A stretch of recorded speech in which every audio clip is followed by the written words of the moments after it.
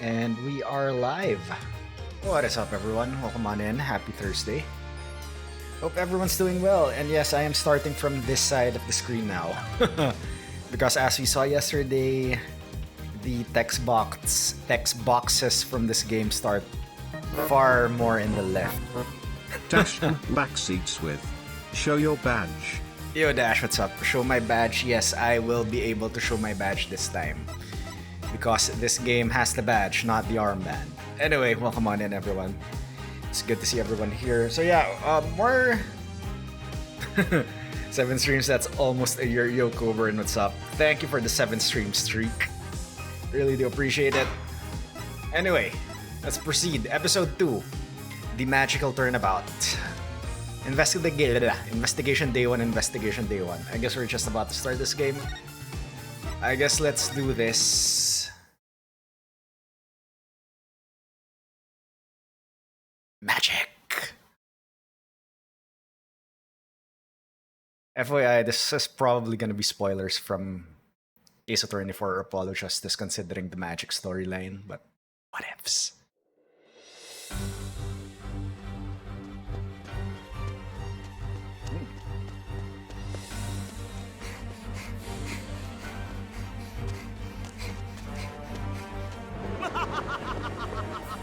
Behold my might!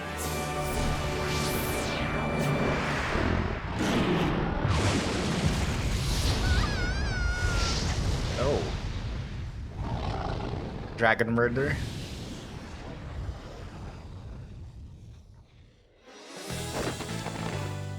No. Shame on you, Mr. Rias! No! Using magic for evil!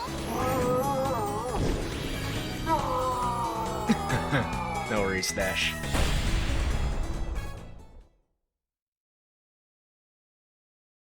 That's it? Alright. Alright, April 27th, 10 a.m. Penrose Theater. Suddenly Pokemon stage. No, suddenly Pokemon.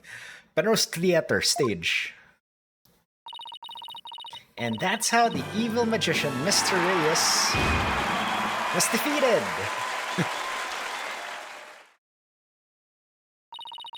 See you for Act 2, everybody! Brava, brava, Trucy! Wow, Apollo, wasn't that a great trick? You bet, I'd never seen such a great magic act. Did you know they even featured Trucy's show on TV this morning? Penrose Theater, a well-known gateway to success for entertainers. It's here at this famous theater that we'll finally get to see Trucy Wright's Trucy in Grammaryland. The long-awaited revival of the magic of truth. I can't speak today. The magic of truth grammary. I think I'm gonna just stop doing voices because that's probably contributing to that. Wow, that explains why there's a TV crew here to cover the show. This is the perfect opportunity to promote the Wright Anything Agency too. After all, people look up things they see on TV, right? But wouldn't they be looking up the talent part and not the law part of our agency? Mamma mia! You're right. We'd get nothing but requests from Trucy's fans, wouldn't we? Oh well, guess we'll just have to make it the old-fashioned way. My name is Apollo Justice. I'm a rookie lawyer with only about 2 years of experience under my belt. We're here to see Trucy's magic show. She's a fellow member of our agency. We came on behalf of our boss, Mr. Wright, who's away on a trip. Alright, so this is the part of the game where we still stay in Los Angeles. Ooh, and did you hear, Apollo? Even though it's only her debut, her shows are completely sold out. What? Really? That's amazing! Viola, a star is born. Who knows how far she'll go? At this rate, nothing in the world can stop us. Wahahaha! You do realize this has nothing to do with you, right? This is Athena Sykes. She's another member for our agency. She may not look it, but at just 19 years old, she's a lawyer as well. Oh, trying to beat Franny. What an expression. What do you mean she may not look it? Of course I look the part. Care to explain how exactly? Aw, come on, have a heart. Stop treating me like a child. That gadget around Athena's neck that spoke just now, that's Widget. Widget helps Athena out with her special field of expertise, analytical psychology. He also has a habit of blurting out whatever Athena's really thinking. Yeah, this little guy can be a little unruly at times. Hey, upgrade me already? Buzz. Your attention, please. The show will restart after a 20-minute intermission. We ask that you please be back in your seats before the next act. Thank you. Hey, why don't we go say hi to Trucy in her dressing room during the break? Ooh, yes, let's go see the big star. I'm so nervous. What should I say to her? Whatever you usually say to her at the office every day?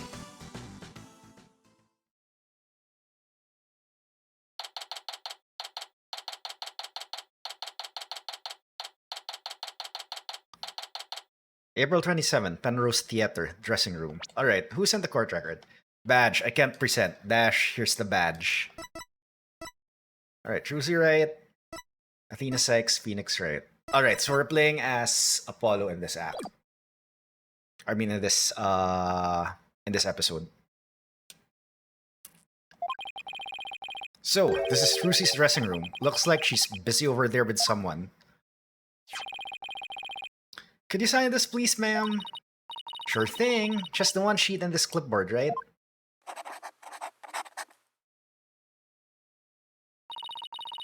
A fan asking for Trucy's autograph, maybe? I don't think so. It looks like some kind of contract. Thank you very much. I'll get this to the producer right away. Great. Thanks. Oh. Polly, Athena, you came. Of course! Congratulations on your big debut. Hee, thanks. Who's that just now, by the way? Somebody from Take-Two TV. They want to turn my magic show into a TV special. They're planning to broadcast it nationwide. Hee, can you imagine? Wow, you really are a big star. Hey, can I get your autograph later, Trucy? Sure, my signature's in high demand today. Would you like one too, Polly? Yeah, actually I would. Oops, looks like I ran out of flyers, so I'll have to sign your forehead instead. Hey, knock it off. Look, just forget about the autograph. This is Trucy Wright. She's a magician and Mr. Wright's adopted daughter. She's becoming quite renowned in the magic world these days for her impressive skill. A lot of people get this wrong, but Apollo's actual job is being my magic assistant. No, you're the one who gets it wrong. Ooh, think you can do that trick you always do at the office for me, Trucy? Okay. Behold, the wondrous magic that can make anything disappear. 3, 2, 1. Ta-da! My magic panties are an extra-dimensional galaxy.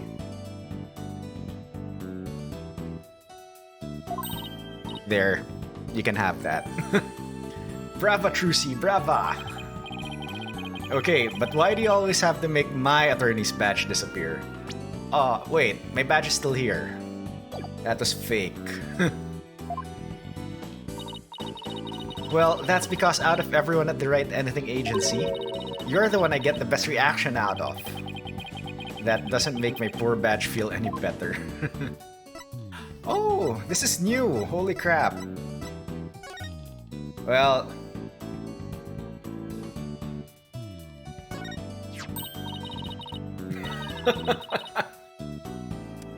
Ooh, your attorney's badge. Does this mean you want me to... I knew I shouldn't have done that. Hey, why did you put it away? Fine, if that's the way you're going to be. 2, 1... Ta-da! Hey, don't make it. Wait, my badge is still here. That was my badge, Trucy.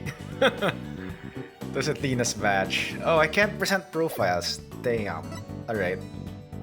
Examine. So what do we have here? I can't examine anything, really.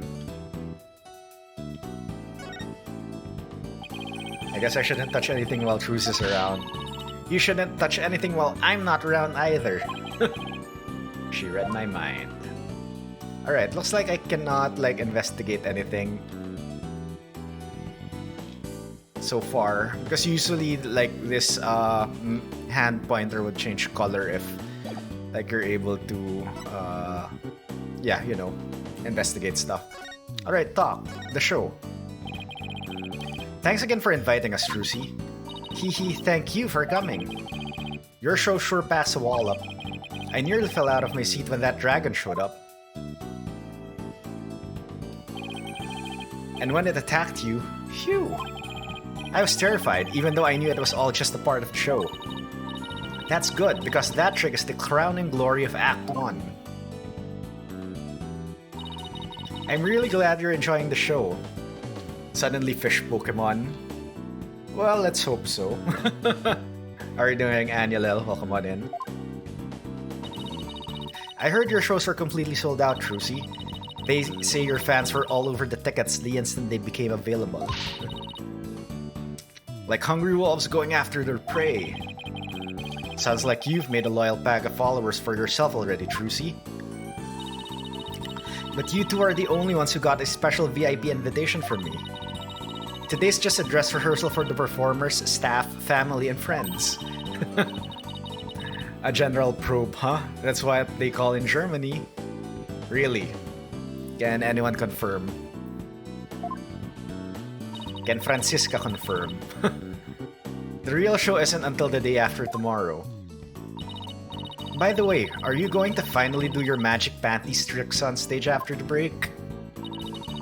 Sorry to disappoint anyone who came just to see my magic panties. But my next trick is completely new. I'm debuting it today. Ooh, a new trick, huh? Are you gonna chop Apollo up into little lawyer bits? Honey, I don't recall ever agreeing to anything like that. Well, that does sound like a good idea. Today's trick is a totally new Troop Grammary original. The entire future of the troop is riding on the success of this special new trick. How so? This show is really important to me. It isn't like any of the other shows I've done. As the rightful heir to the Troop Grammary repertoire of magic, this show is my first chance to unveil the tricks I've inherited. Troop Grammary, huh? Yeah, I have a poster of them hanging right over there. Okay. My basic opinion about this. This is one of the storylines I hated about Apollo Justice, but whatevs. Feels like it's been ages since I've seen a picture of them. Troop Grammary was a group of magicians who dominated the magic world in their day. Trucy is the sole heir to the troop's entire repertoire of stage magic. Huh? Who's this guy in green and purple on the left here? Oh, that's the great Mr. Reyes, the other magician in today's show. He used to belong to the Troop Grammary too, a long time ago. Hey, so tell us more about this special magic you're going to reveal today. It's a secret Troop Grammary trick, left behind by my late granddaddy, Magnifi Grammary. It's never been performed before, so this is the first time it'll be seen by the public. The grand unveiling, huh? No wonder she's been working so hard. Well, I better get going. Huh? Where to? To practice my act, of course. The show's only a few days away. You're really pushing yourself. Didn't you practice until late last night too? Yep, because everything's gotta be just right.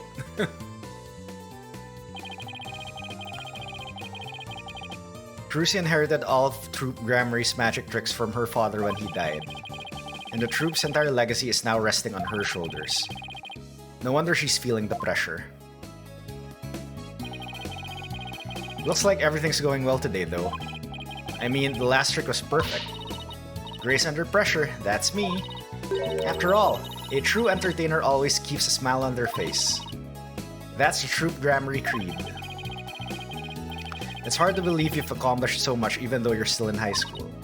Hee, but to tell you the truth, I'm actually pretty nervous. Who wouldn't be? Oh, I bet this was to do the trick. You'll be fine, Trucy! If anybody can do it, you can! Holly, that was just the boost I need. Thanks. Apollo's fine sure has a way of really hitting you right at the heart, and in the ears. Enough ragging on my voice already. Trucy? Oh, hi Bonnie! It's almost time for the second act. Oh, okay, thanks.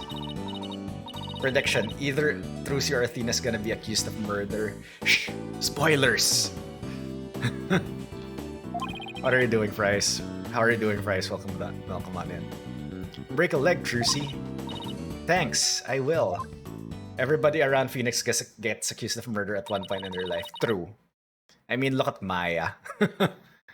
Like, in every game so far, she's been accused of murder that she's been in. I hope her new trick goes well. Hey, this is Trucy we're talking about. She'll be fine. Oh, I wouldn't be so sure. Huh? Performing magic is like walking a tightrope. There's always an element of danger. One little mistake can even cost you your life, you know? I wonder if she'll make it across today. And what do you mean by that exactly? Hee. Oh, nothing. Now, if you'll excuse me. Okay. If either of them is accused of murder, she's the culprit. She's gone. Judging by what she said, I'm going to guess she's probably a magician too. Come on, Apollo. We gotta get back to our seats now or we'll be late. Ow! Hey, stop pulling. Okay, let's see. Guess it's time to move back to the stage. I can't examine this. Damn it. All good here. Is it weekend for you yet? Not yet. I still have one more day tomorrow. It's still a Friday tomorrow. It's Thursday night here, so well, close to the weekend, but yeah. Move. Oh, this is nice. This is a nice change to the interface. At least you now see the locations, not just the words like stage, dressing room. You have like an image of it.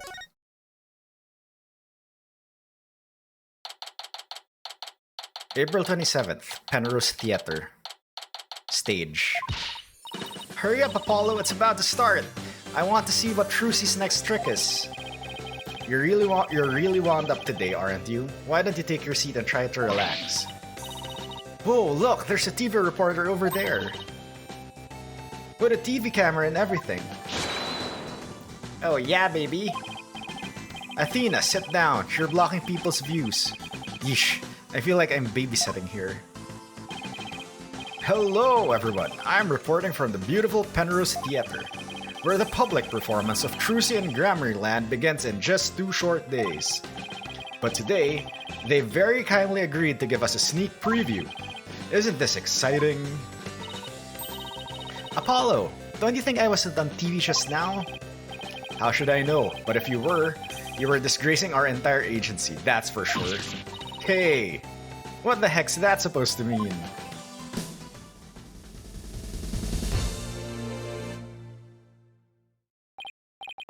Ooh, here it comes. Cutscene. Now, give up your dastardly ways.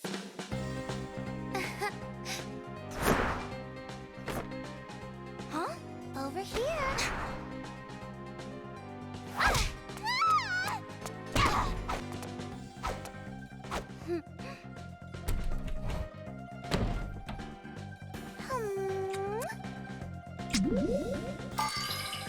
Oh. Come now, Mr. Hat. Offer the girl's life up to Mr. Rias and bring him back to life.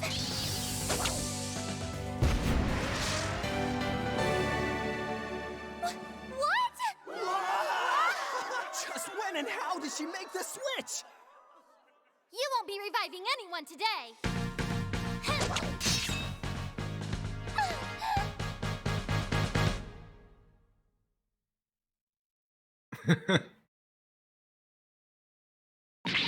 Wow, that was amazing! I have no idea how she escaped that coffin. I'm glad Truce's escape trick went off without a hitch.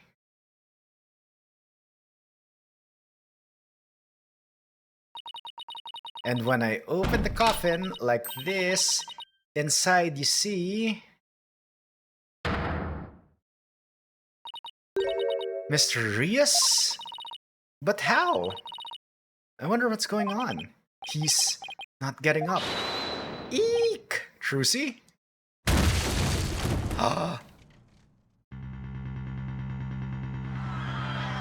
Murder! Oh, what just happened? Whoa, man, an accident? It's like that guy dead?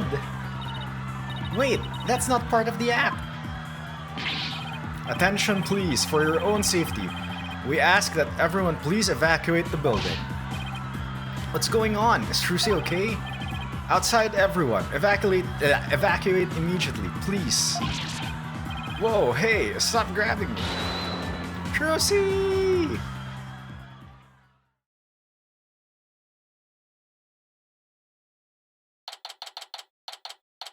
April 27th, Penrose Theater. They kicked us out. Hey, what gives? Will somebody please tell us what's going on? Poor Trucy, I hope she's okay. Hey, here comes that staff member from before.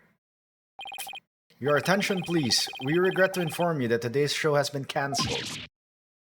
What? But I was looking forward to the rest of it. We are very sorry, but the theater is on lockdown pending a police investigation. Excuse me, is it because of that accident? That man in the coffin, is he... well, we're still trying to figure things out, sir. But I can tell you that Miss Wright is fine. She wasn't injured, so please don't worry. Thank goodness she's okay. Hey, you there. Oh, who's this? What the heck's going on? They wouldn't let me in. Me for crying out loud. Oh, Mr. Rettens. There was an accident during the show. An accident? Great. Just great. And that's all I need right now. Do you have any idea how much money we're sinking into this program? And you are? The man behind the scenes, that's who? This is a fine kettle of fish, let me tell ya. There's your fish reference, Anulel. Spinning all this is gonna be a real pain in my posterior, believe you me. Spinning? As in covering it up? Look, I gotta get inside. Seriously, can't the guy catch a break around here? Well, there he goes. Why don't we go back to the office for now? I'm sure Trucy will call us once things have settled down. Yeah, I guess you're right.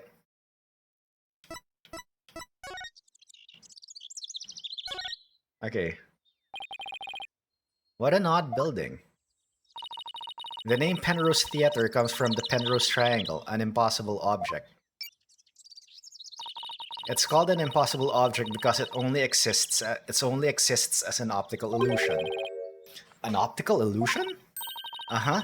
Just like how that cube on the front of the building isn't really a cube at all. It isn't? It sure looks like a cube to me. It's just the way it's shaded. The dark and light parts make it look like it's jutting outward towards us, but it really isn't. What? It isn't? Come on, let's take a look at it from over there. Okay. Oh. What? You're right. That's so weird. Now do you get it? I think so. It's kind of hard to tell.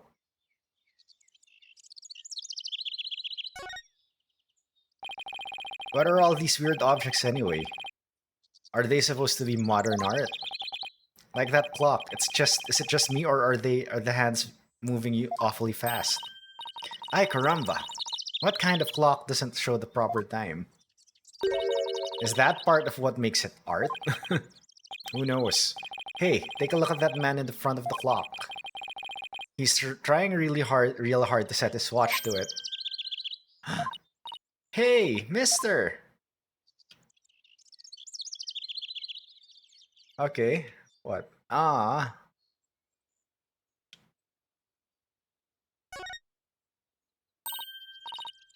Look, there's Trucy, front and center. So the show actually starts the day after tomorrow, huh? I don't know if you've noticed, but you see that man in front of the poster?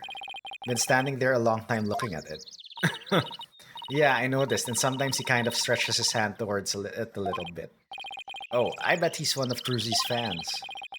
You think he's gonna try to make off with it? Who knows? Oh, look! I guess we don't have to worry. Ha ha ha. Every time the man reaches for it, the dog growls and pulls at his pant leg. Yeah, it kind of begs the question.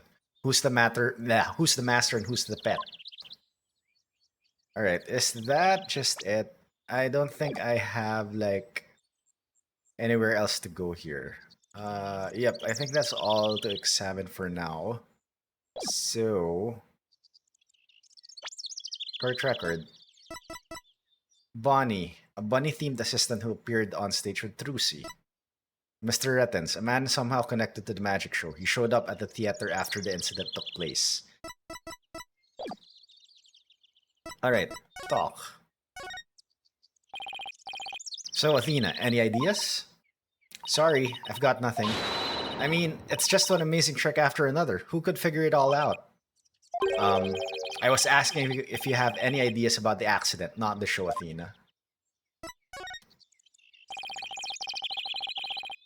Can't believe they had to cancel the rest of the show. I wonder if Trucy's okay.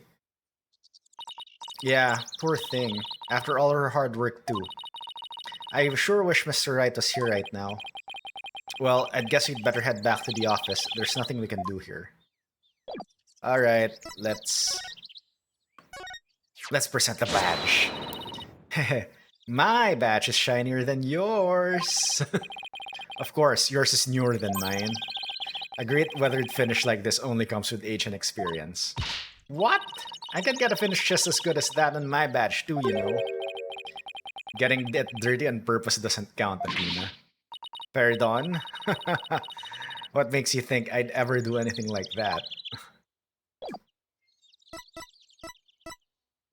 Okay, fine. Move back to the Wright Anything Agency.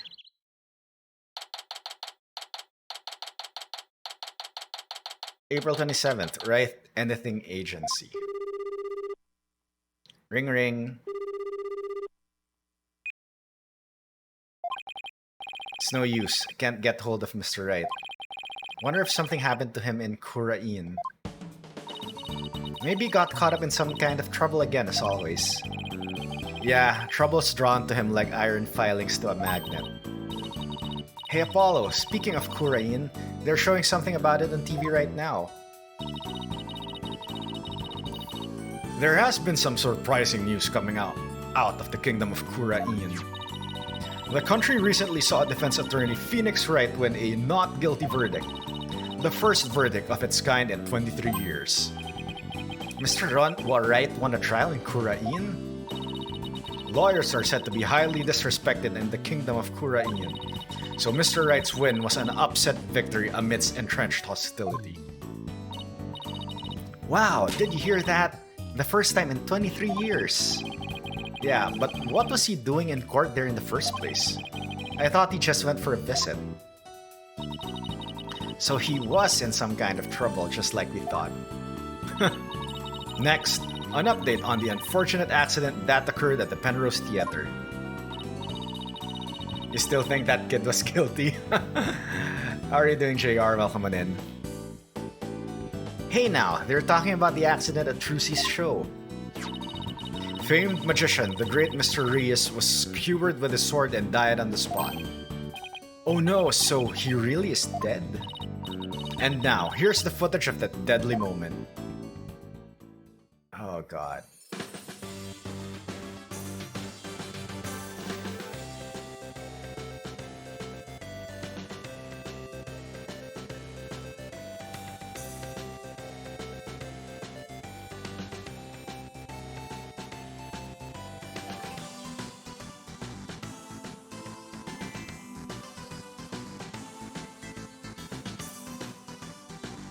Tired as shit, how are you? I'm doing good, thank you.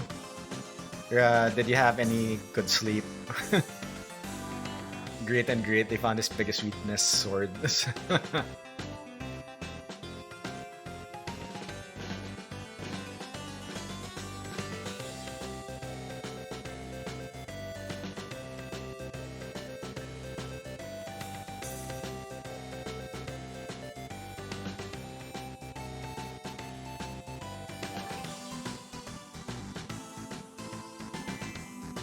Mediocre sleep.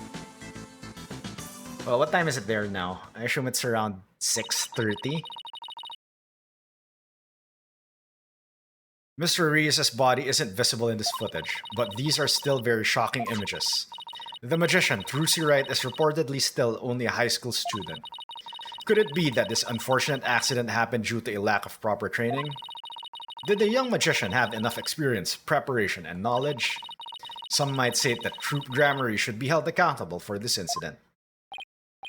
Hey, what kind of biased reporting is this? 6:30? Yeah. Well, yeah. They have a busy day up ahead. You're making it sound like it's all Trucy's fault. Oh, we've just received more breaking news. Oh my. The young magician is in question, Trucy Wright, is now under arrest on the charge of involuntary manslaughter. Or manslaughter. Is it manslaughter or manslaughter? How do you read that? What? Well, there you go, Fries, obviously. I mean, everything's a murder case in these games, right? I mean, there was one larceny case, but it eventually turned into a murder case, so... We will keep you updated as this unfortunate tale unfolds. Stay tuned. I don't remember this, so I didn't know she was going. Trucy's under arrest? She can't be. Apollo, we've got to do something. Yeah, let's get down to the detention center right away. Still all valid points for your reasoning though. Yeah, I mean...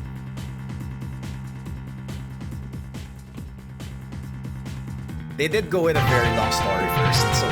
Yo! Megamar, how are you doing? Welcome on in. Let me just give you a quick shout out. Welcome in, dude. How are you doing? How was the stream? Playing Mega Man 8. Nice. Were you doing any runs? Yo, Dom, what's up? Welcome on in. How was it? How were your runs if you were doing runs? Did you get a new PB? Anyway, those coming from Mega Mars Raid, welcome on in. My name is Psycho. I am a streamer from the Philippines. I am a variety streamer now, allegedly, apparently. So yeah, on the weekends I do play Super Mario Maker 2 levels, and for now we are playing Ace Attorney, Spirit of Justice. So we are in the second case. So allegedly this is a murder case. Surprise. He was casually playing Mega Man 8. Oh, nice. But do you have any like previous runs for that, or is it your first time playing 8? I assume it's not, since I assume you've played all the Mega Man games so far. You've heard good stuff about this game as well. Yeah, I am playing the 6th game, which is Spirit of Justice, because this was the only one from the first 6 games that I haven't played, and now that it's on Switch, might as well play it. Full HD. Full HD. Alright, let's go down to the detention center right away. I cannot talk tonight. Wow. But before I forget, I think I'll jot a few things down about the case. I'll just open up the court record with R. And flip to this bottommost tab here. Oh, with L and R to make a few notes. This is new. Have to lurk and eat dinner. Good luck and have fun. Yo, no worries, Megamar. Thank you very much for the raid. I really do appreciate it.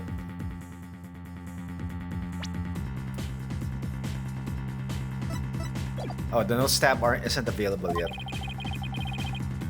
I can use it like a kind of to-do list. Oh, alright. This is new. If I ever get stuck, I can just refer to these notes. Oh. Oh, Alright. Alright, now we have a to-do list. Now probably when we're stuck, we can go to this and see, oh, I haven't talked to this person yet and I haven't investigated this area yet. Nice, hopefully that would be the case. Talk. Any ideas? How dare they cover it like that? They're putting everything on Trucy. I'm going to stage a huge protest, you'll see. Yikes, Athena's scary when she's mad. Okay, so what's the plan? I'm gonna stop watching TV completely, starting today. That's your huge protest? I haven't watched TV in a long time. But there's this show I want to watch this week. I can already tell this is going to be a hard uphill battle. Yeah, good luck with that, Sisyphus. I'll race you to the detention center. Loser buys the winner juice. Deal? A race? You mean I have to run? Let's just skip the running and go straight to me buying you juice. Juice. Yes! That's the 4th free juice this month. I think Athena is getting really good at sponging off of me. Alright, examine. Wait, let's see what's around here. I've always thought these shelves were a little awkward and hard to use. Yeah, the shape doesn't really lend itself well to the concept of shelves. I mean, there's a hole in the top part and everything. Did you ever notice that every now and then things disappear when you put them inside? It's like the shelves remember that they used to be a magic prop or something. Not the most useful piece of furniture in the world, to say the least.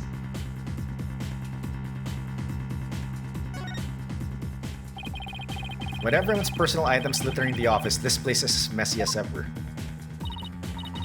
Yeah, take this loud jacket of yours for example. It's been sitting here forever. Loud? What do you mean loud? I love that jacket. Oh yeah? Why don't you ever wear it then? Well, the last time I wore that jacket. Oh Polly, I'm so happy for you. You finally decided to take the plunge. Now you're ready for your stand-up comedy debut. You, Daddy, and Athena should form a group. I can see it now. Primary color punchlines. Let's just say that jacket brings back painful memories. Okay, airpot. Other props. It's yet another magic prop. Oh, a hoop! I'm really good at that. How about you? Nope, I just don't seem to have the knack for it.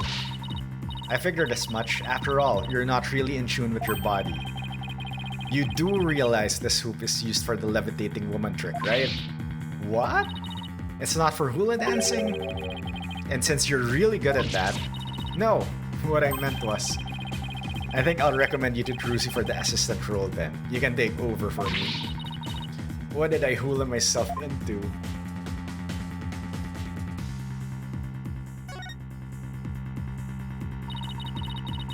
I wonder what kinds of tricks Trucy uses these things for. Like this little guillotine, for example. Well, a human head definitely wouldn't fit. So maybe it's something small and fuzzy. Ew, that's disgusting, not to mention cruel. Trucy would never do anything like that. You didn't get mad at that time, Trucy, but my head in a guillotine. That's because you performed your role with such gusto. I mean, your screams were so realistic, I couldn't stop laughing. That's because they were 100% real. Alright.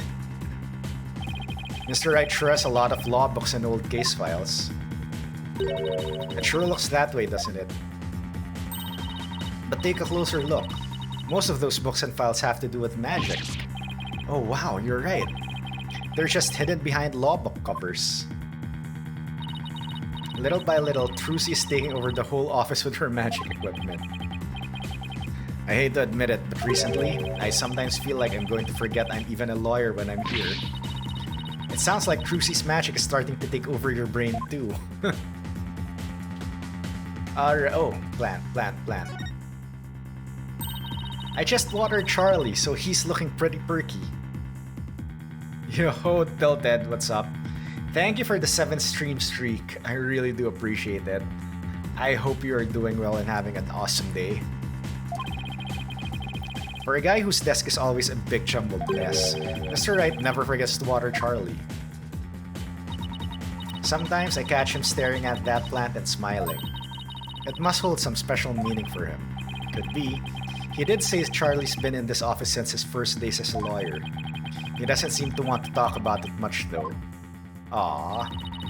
One thing's for sure, Charlie is no ordinary plant. Alright, I guess that's it. Let's move to the detention center. Wait.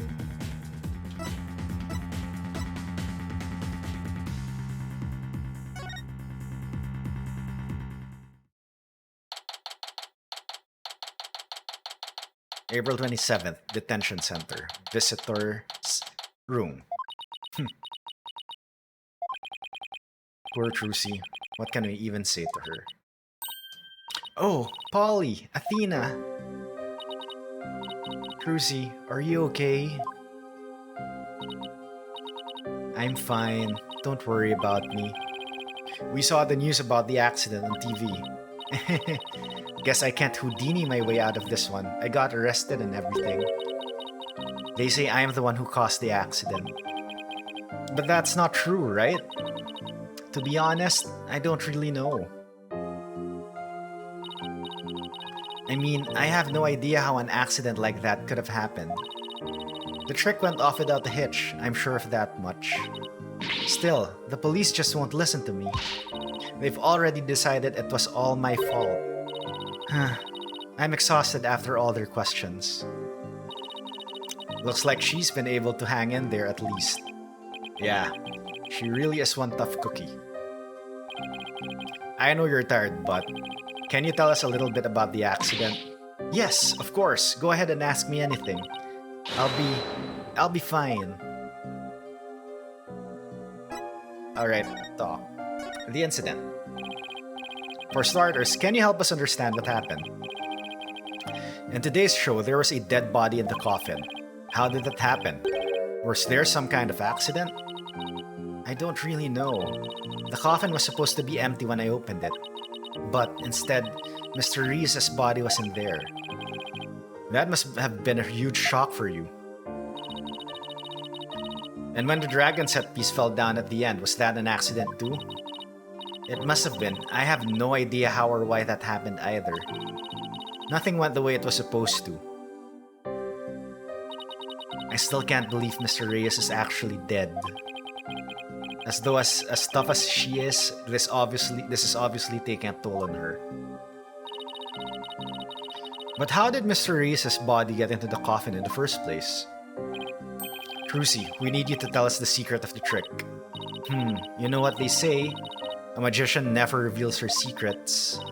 But I guess I should make an exception in this time. But if you ever tell anybody, I'll make you my guinea pig for every single new magic trick from now on. Don't worry, I'm a lawyer, remember? Client confidentiality is part of the job. Okay, the magic trick. So let's call this trick Trucy's Great Escape. How did you get out of the coffin? Alright, here goes. I'll reveal the trick just for you two. The guard is listening behind you. Prepare yourselves for an exclusive explanation of my magical girl Trucy Wright. Alright, there's a secret trapdoor in the stage that leads down to the understage passage. Trapdoor? So when did you slip down into the understage passage? Remember when Mr. Hat was on stage holding a sword next to the coffin? Well, by then, I had already escaped from the coffin and was waiting understage. And while I was down there, I did several things to get ready for the next part. What technique? Okay, so what happened next? Mr. Hat was quickly raised up to the catwalk by wire. There, a cushion up there that acts as a shock absorber when Mr. Hat hits it.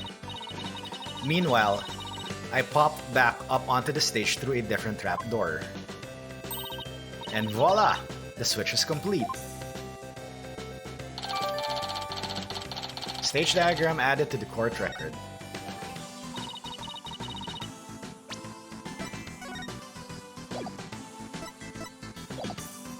I had no idea all of that was happening. I was convinced you were still in the coffin. That's what professional magicians do. They make their audience see something that isn't really there. In other words, you make us see illusions, right? We call it misdirection. While we keep you busy believing one thing, we're busy making something else happen.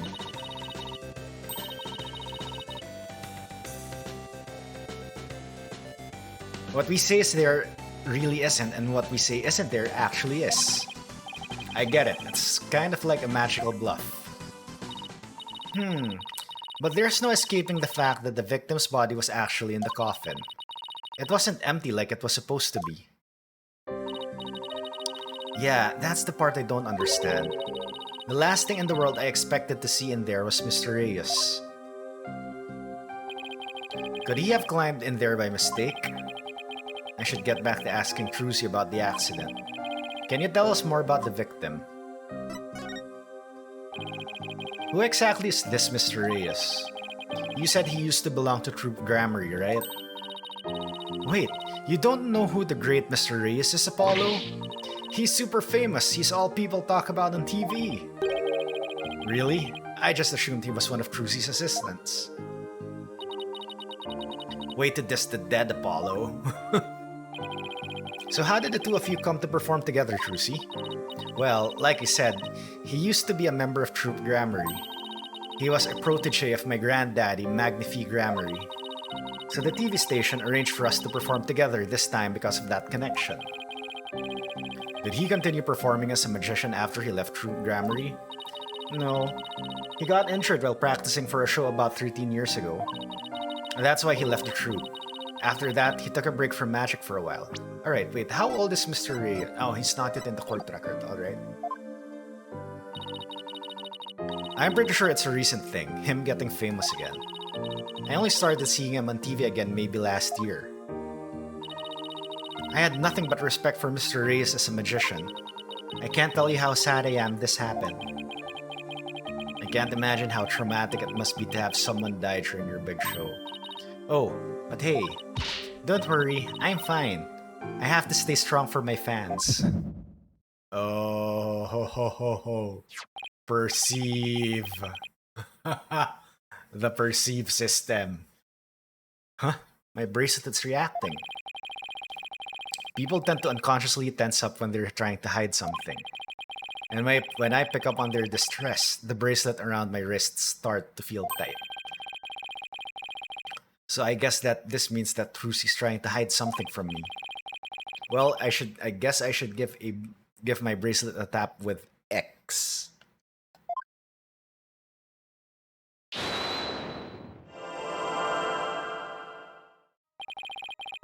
I can see things others can't, the slightest touch or gesture or change in expression.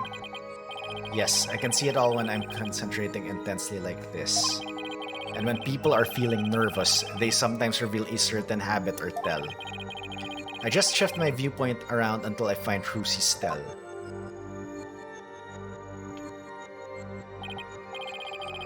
Okay, I think I found her telltale tale. Telltale tell. Now, to listen carefully to every word and see what she gets shifty-eyed over. Then I'll perceive whatever she seems nervous about to get to the bottom of things. Worry. I'm fine. She's not fine. I have to stay strong for my fans. I should perceive an X when she's displaying her nervous habit.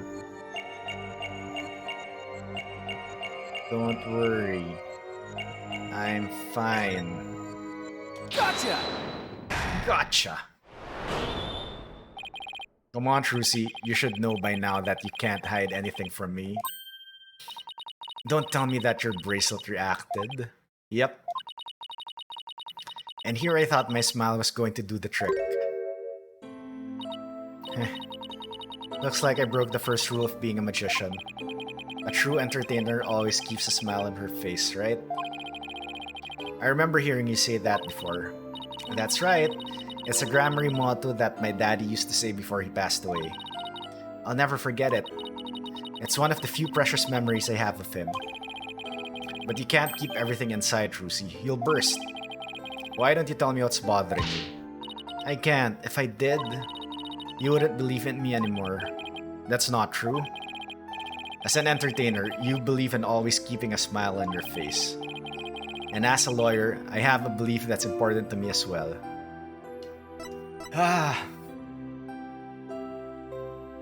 We finally present the badge correctly. Take that! Your attorney's badge. I swore on this badge that I would always believe in my client to the bitter end. Boo! You want me to present it incorrectly, right? That's the cornerstone of being a good lawyer. Mr. Wright taught me as much. So no matter what you tell me, I'm going to keep on believing in you, Trucy. What is this formality? You wanted me to present the stage photo, right? All I ask is for you to have a little faith in me too. Alright, thanks, Polly.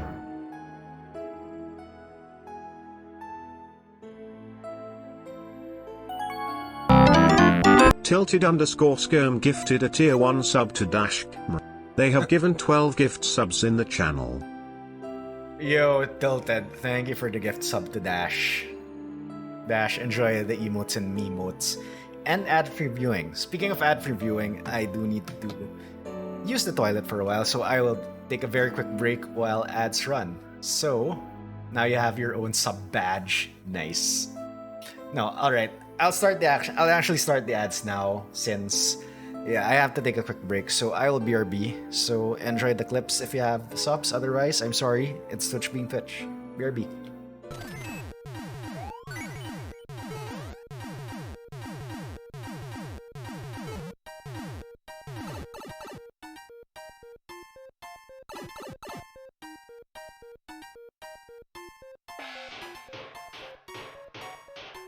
This is the flagpole.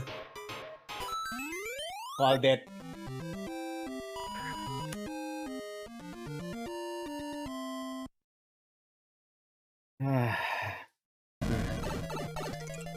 Oh my god, there are still bills.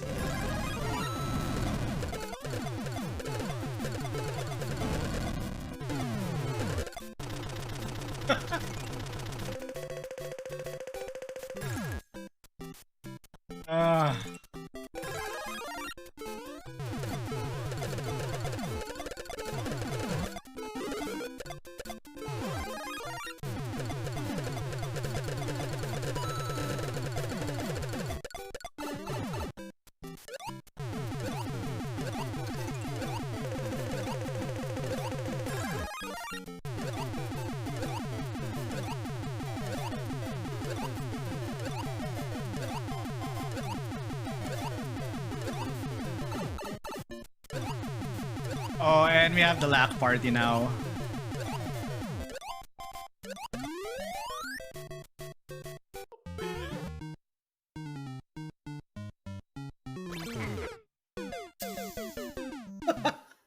That was fake. Oh my god, that is so good.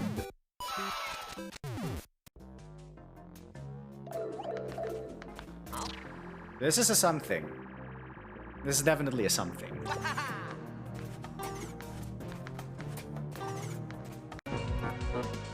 Dash backseats with. While you're watching this enthralling display of excellence, why not subscribe to youtube.com/@psycho103 for more of this exciting content on demand. It's 5-star entertainment guaranteed, and a hell of a good time, with videos edited by yours truly, Dash Garmar.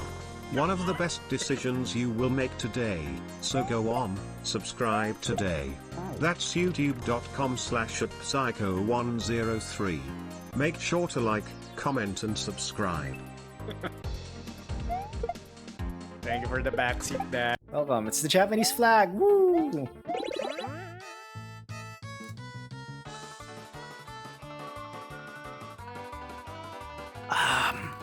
I found a soft lock, Yuto. There's a soft lock.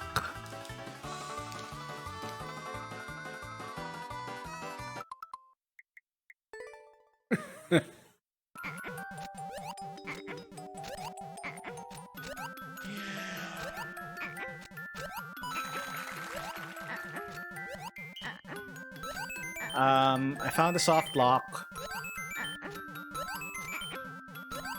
Sorry, Shade, I found a soft lock.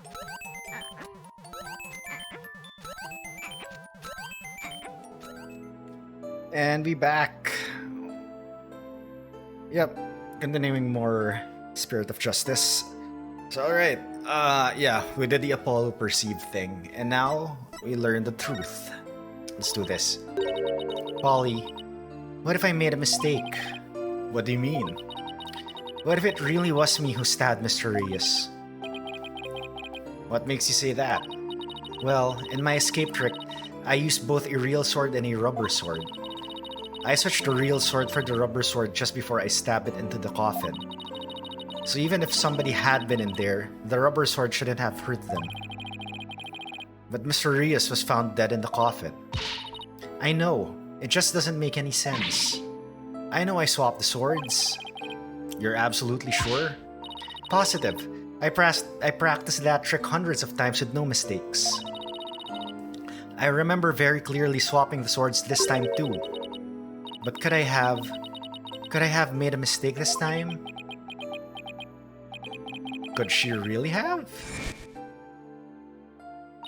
Well, I better get going. Huh? Where to? To practice my act, of course. The show's only a few days away. You're really pushing yourself. Yeah, we saw this dialogue earlier.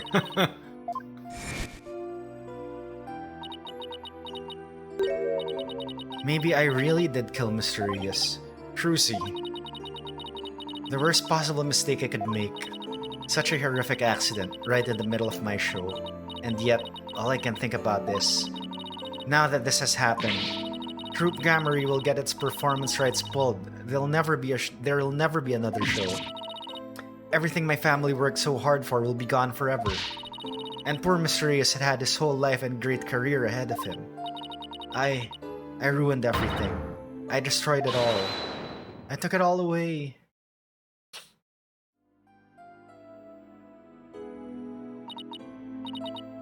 Polly, I'm ready to pay for what I did. Cruzy, I don't think you did anything wrong. You don't? I've had one question going through my mind this whole time. Was this accident really your fault? What do you mean? I don't have proof or anything. It's just, I don't think you'd ever make a mistake like that.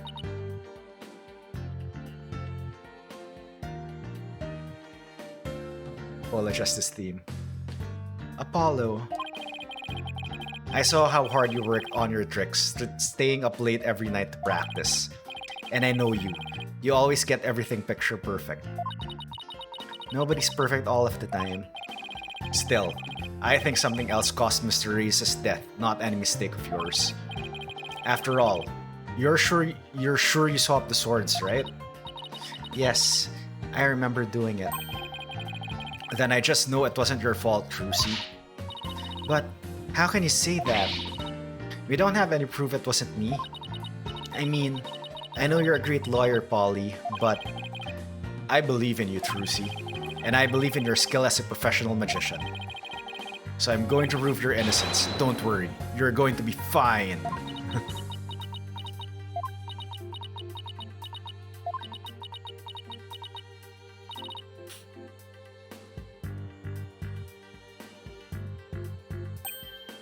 Ah, Trucy breakdown.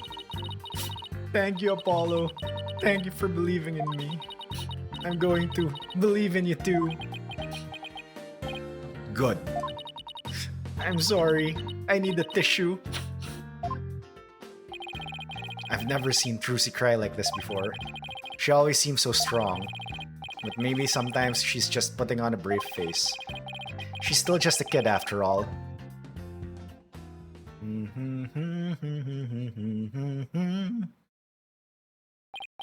So, I have to ask to make it official, but will you let me defend you? Yes! I'm counting on you. I don't want to have to cancel the show on its opening day. Right. She seems fine now. Trucy, let's win this trial together. Unlike some people.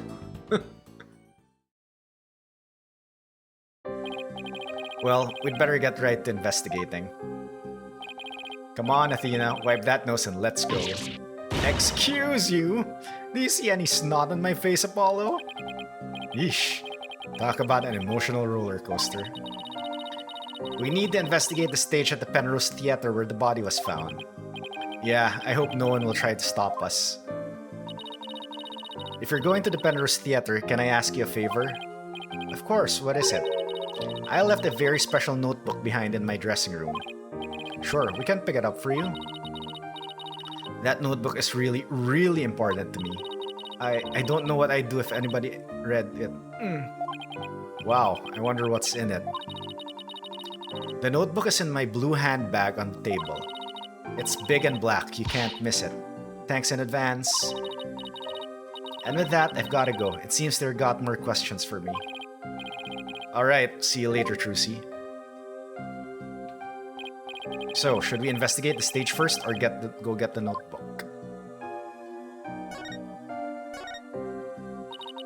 It must be so hard for Trucy. Yet you saw how bravely she held back her tears. Maybe you should practice a little of that bravely holding back your tears thing too. And by maybe, I mean your nose is running again. Enough with the snot shaming. Haven't you heard the song, "Into each life some boogers must fall"? I'll take your word for it. We have to investigate the Penrose Theater from top to bottom, and talk to every single person involved as well. Wow, you're really fired up. Of course, Truce's entire future depends on this.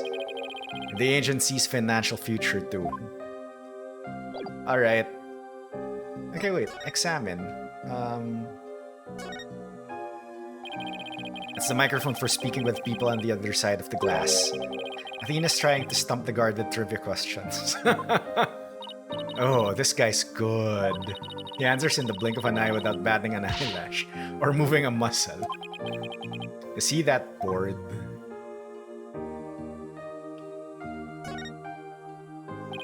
The guard is just standing there completely motionless, and Athena keeps making faces at him, trying to make him crack at least a smile.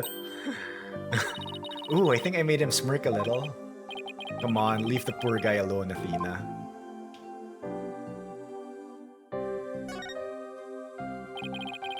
The security camera stares at us with its cold, unblinking eye. I don't know why, but it gives me the heebies with a side order of GBs. Chair, fluorescent lights. Nothing else. Alright, I guess we... Alright, investigate the... Oh, nice, there's a to-do list. Investigate the crime scene, look for Trucy's notebook in the dressing room. Alright, let us move. Penrose Theater or dressing room? I think we go to Penrose Theater first.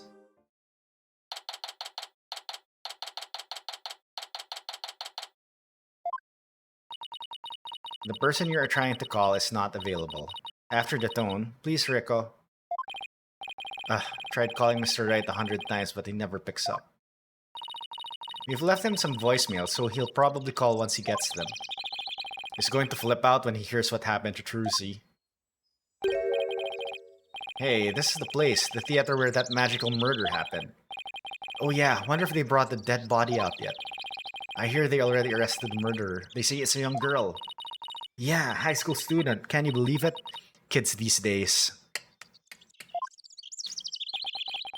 What's with all the curious bystanders? Sure are kicking up a fuss. How dare they call Trucy a murderer? They've got some nerve. We can't let people think that about her. We have to defend her. Apollo, is that you? Emma! Emma? It's sure been a while. How have you been? Oh, can't complain. I haven't seen you in ages. Emma's not usually in the best of moods, so I never quite know what to do or say around here. Well, she's grown up. Yep. She was actually in. Okay, spoiler alert. She was actually the detective in Apollo Justice or Ace Attorney 4. So, yep. She was absent in 5, but she's come back here. So, yeah. Well, we have some business to take care of, so I guess we'd better get going. Hey, wait a minute. What? Was it something I said? You're darn right it's something you said. What's with you brushing me off like that? We've got heaps to catch up on. After all we've been through. You're not still mad at me about something, are you? Sorry, I didn't mean to upset you. How old is Emma now? She was 17 or 16 in the first game, right? Oh, her profile's not yet here, really. Great mysterious age question mark. Who's this, Apollo? A distant cousin or something? No, Emma's a detective I've had the pleasure of working with before. Hello, I'm Emma Sky, forensic investigator. Holy crap, this Emma theme has changed a lot. It's more bubbly and techno.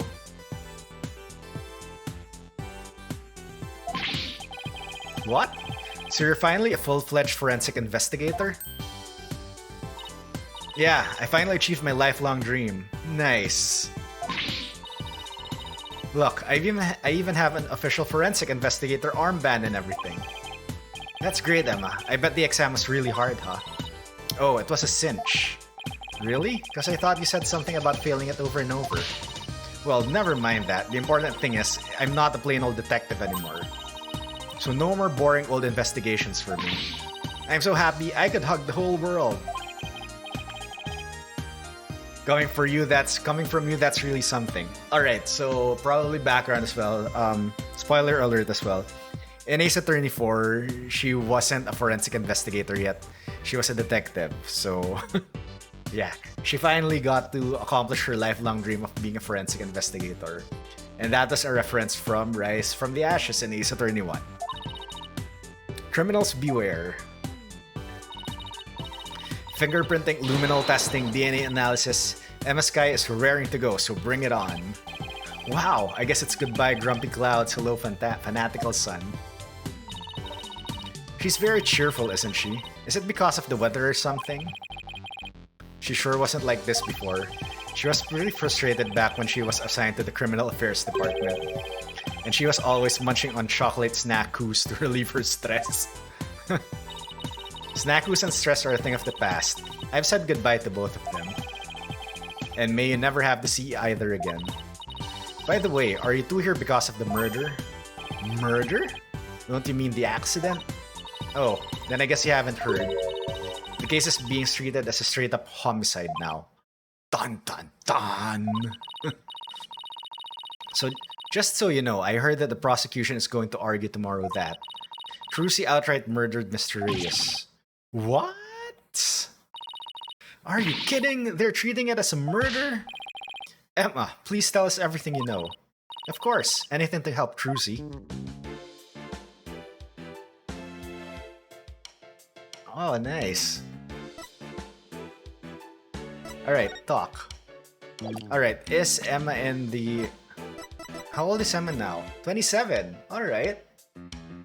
Yeah, she was 17, around 17 in the past. No. 24 minus 7 years. No, I think she was 13 or 14 in Rise from the Ashes, right?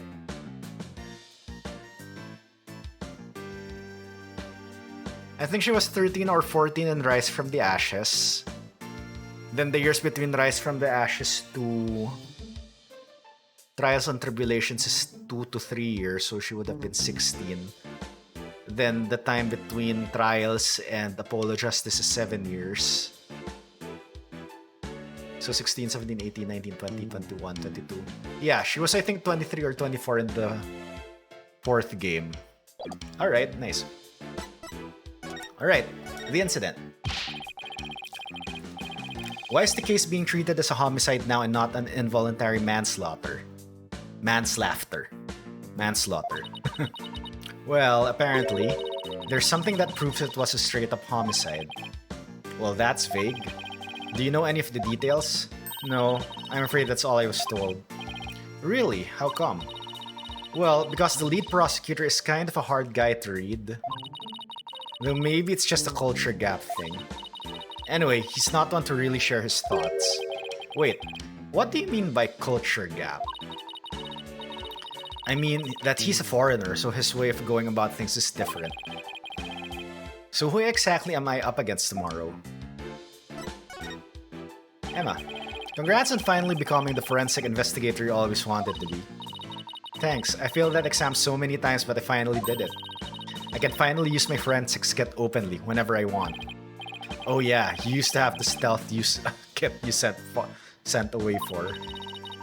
Oh, I still use that one too, but now it's more of a hobby kit. It's important to have hobbies too, you know? So basically nothing's changed.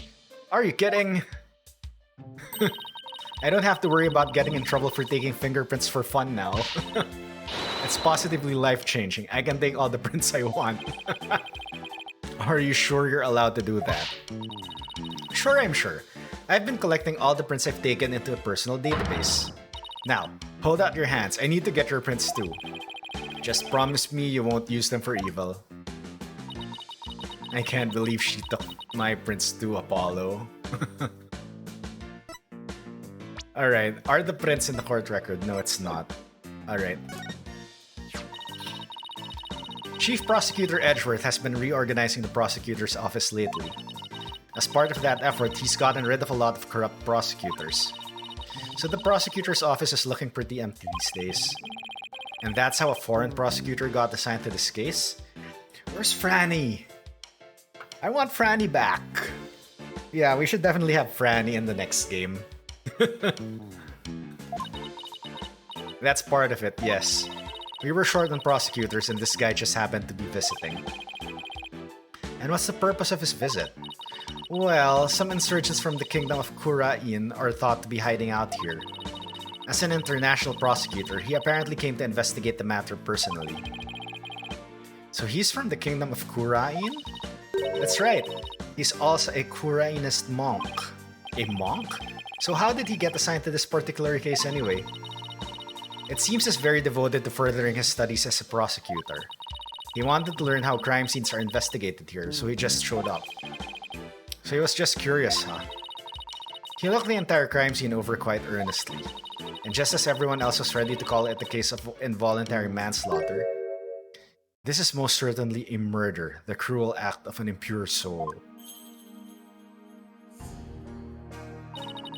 That's what he said, just like that. Then he volunteered himself as the prosecutor for this case.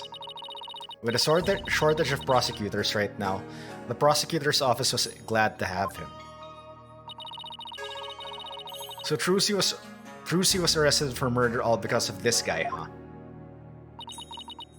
I have to say, he's definitely not your typical prosecutor. He says court is where a victim receives their last rites. Where the truth is revealed, the criminal is judged, and the victim's soul sees salvation. Receiving last rites in court allows the victim to finally rest in peace, or so he claims. So to him, a trial is like performing funeral rites for the victim, huh?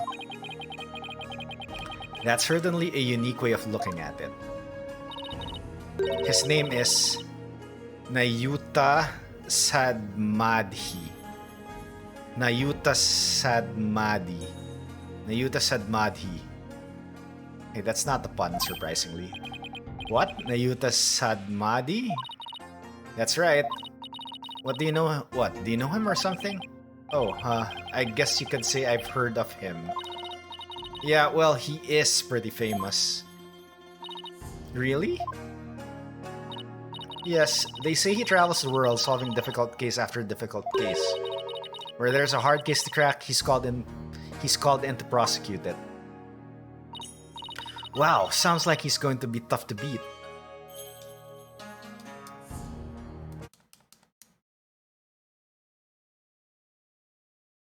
Looks like my controller is tough to charge. my god. Where's my cable?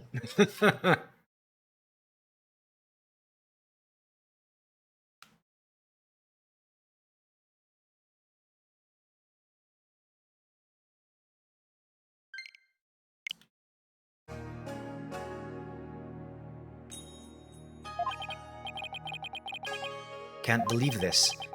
I have to stand in court against him? Oh, it looks like there's history. He seems like a very kind and gentle person, though. He's a very polite and understanding to everyone he talks to. Huh. So he's a pretty agreeable guy then. Yeah, he's bound to see what kind of person Trucy really is. But don't they hate defense attorneys in Kurain? Would he even listen to what we have to say? I don't see why not. He certainly seems like the type of person who would. Oh my freaking god. What is wrong with this freaking controller? I think my neighbor's using their microwave again.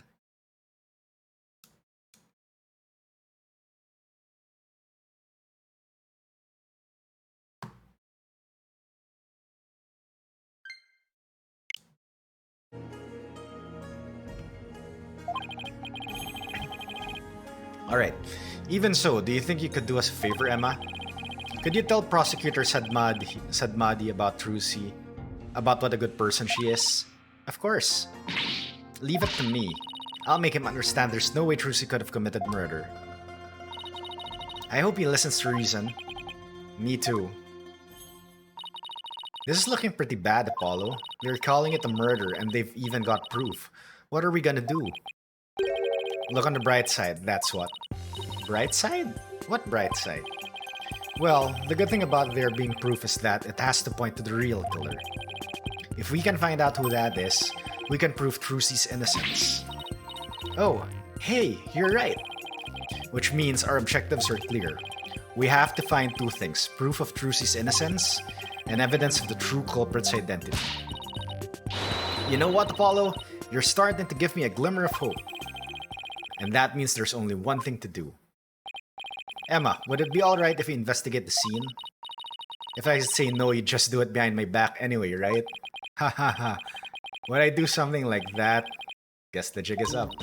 Oh, alright, but I better come along. Who knows what sorts of mischief you'd get up to if I'm not there to keep an eye on you. Mischief? It sounds like Emma trusts you about as far as she can throw you, Apollo. He has been known to move things around at the scene of a crime, you know. And what about you? You used to do all kinds of forensic tests on things without permission. There's nothing wrong with that. After all, forensics is always on the side of justice. How's that even remotely fair? Is that it?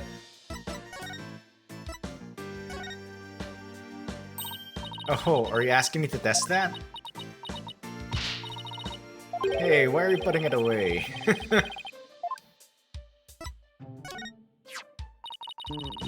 It's been 2 years since we first met. But you're still just a newbie to me.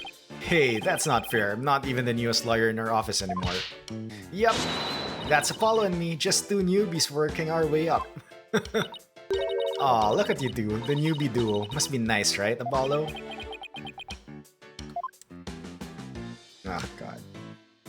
Alright, I guess we now move to the dressing room.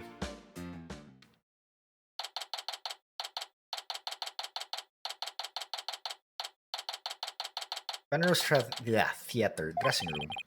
Dressing room looks just the way it did before the incident. All these items look kind of lonely without their owners. We have to find Trucy's notebook for her. Let's see, she said it would be in her blue handbag on the table, right? We should see what else we can check out while we're here.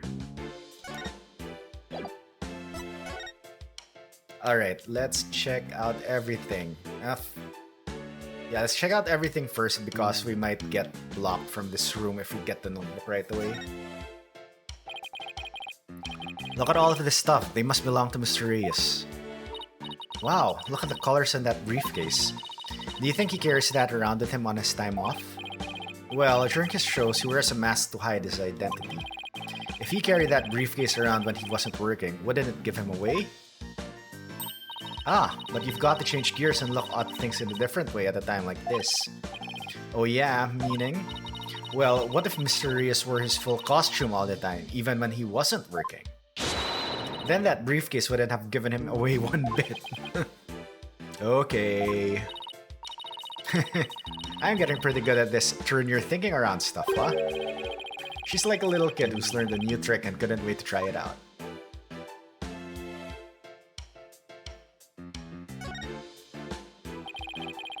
Druzy put some posters up, I see. Oh, here's one put of Troop Grammary. Troop Grammary, Magical Menagerie, huh? Looks like a bunch of folks dressed out in outfits a bit too gaudy for their age, if you ask me. But isn't that pretty much how all the best magicians dress? Was Troop Grammary really such a big deal back in the day? I guess so. Everybody in the country knew them back then. They had great tricks, like making a building disappear or escaping a safe drop from a helicopter. Wow, I was in Europe at that time, so I had no idea. But even you knew about them. Then they must have been really, really famous. I used to see them a lot on TV. I think it was back when I was in junior high. The one in black was the original leader of Troop Grammary, Druzy's grandfather. His name was Magnifi Grammary. The one in pink with a mustache, that's Zach Grammary, Druzy's late biological father. Oh, and look, there's Mr. Reyes. So this poster's from back when he was a member of Troop Grammary, huh? Druzy said he left the troop after he was injured during a show or something, right? Oh, 13-year-old poster.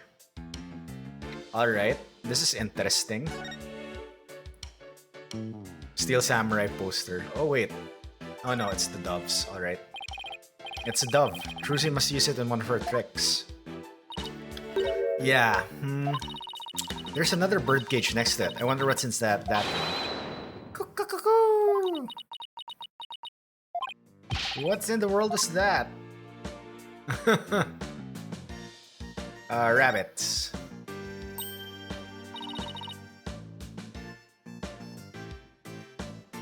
Oh, look at the adorable little bunnies. Rabbits, huh? I used to have a pet rabbit. Really? You? You sure don't look like the type. What do you mean? What's wrong with me having a pet rabbit? Aren't people who have rabbits as pets usually the quiet, sensitive type? Well, pardon me for being so loud and insensitive. Look at all this stuff. I bet it belongs to that bunny assistant we saw in the show. Wow, that's a lot of stuff. Does she really need all of that? I mean, I don't think I've ever seen so much makeup. When it comes to sheer number of items, your desk back at the office isn't any better. Those things are the natural accumulation of 2 years of work, and they're all necessary. Really? Instant noodles and crackers? Of course! I need those for when I have to stay at the office all night prepping a case. And the comic books too? Oh, of course I need those too. Manga these days are super realistic and informative. I need them for research. Manga. I see. So you need to research street fighting and the funnies, right? Do you?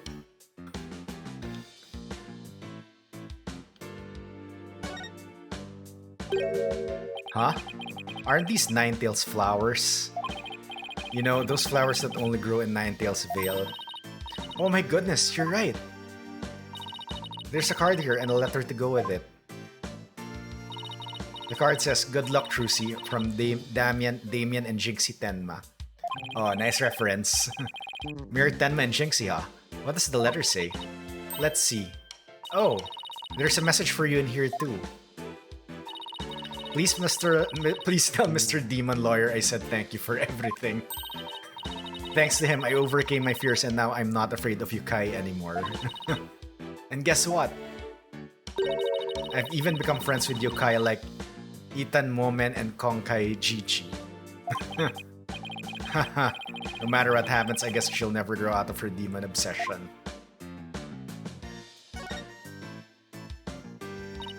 Oh, these are from Prosecutor Gavin. Roses, huh? How like him. Pretentious. They might be pretentious, but you know what? He makes it work. Apollo, I've noticed this for a while now, but you get awfully prickly when it comes to Prosecutor Gavin. You think so? I mean, don't hate him just because he's beautiful. That's not it at all. Hey, these flowers, they're from Lamrar. Lamrar? Where have I heard that name before? She's a famous singer. They call her the Siren of the Ballad, and she's pretty popular. Why would a famous singer be sending Trucy flowers? Well, we met her through a case I headed up once. Wow, your circle of acquaintances is bigger than I thought. Lamrar, I don't know why, but her songs really touch me for some reason. I hope she's doing well.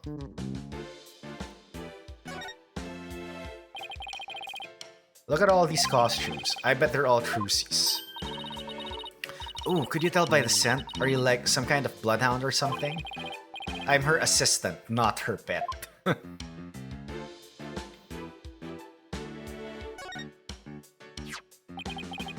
What's this? A script of the show?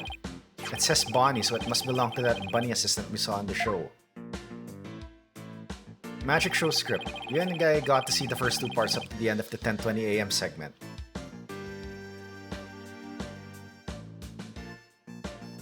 Alright, 9:30 Mysterious transforms into a dragon, Trucy's hat trick. 10:20 Bonnie's teleportation trick and Trucy's escape trick. 11 AM Mysterious' fire trick. This will be dangerous, make sure the fire bucket is ready. But this Mysterious' fire trick, we didn't get to see that part. Yeah, because they canceled the show after the accident. Hey, there's a note here about the fire trick. This will be dangerous, make sure the fire bucket is ready. Come to think of it, when Mysterious turned into a dragon, it breathed fire, didn't it? Coin tricks and fire tricks were Mysterious' specialties. Maybe they had some big finale planned, where Mysterious and Trucy would face off in a grand magical showdown after his revival. Alright, show script added to the court record.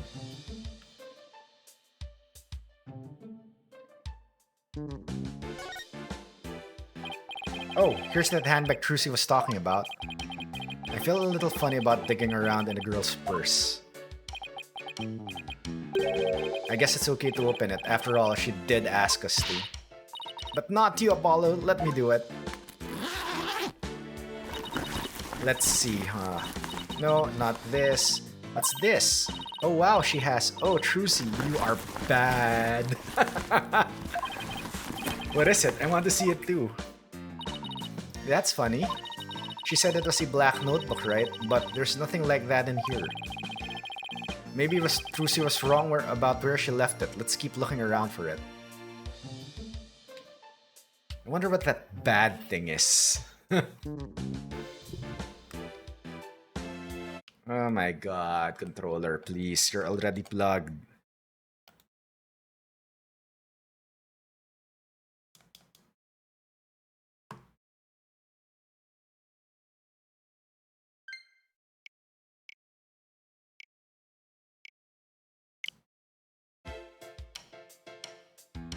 Alright, I think we've examined everything so far in the room, right? Oh wait.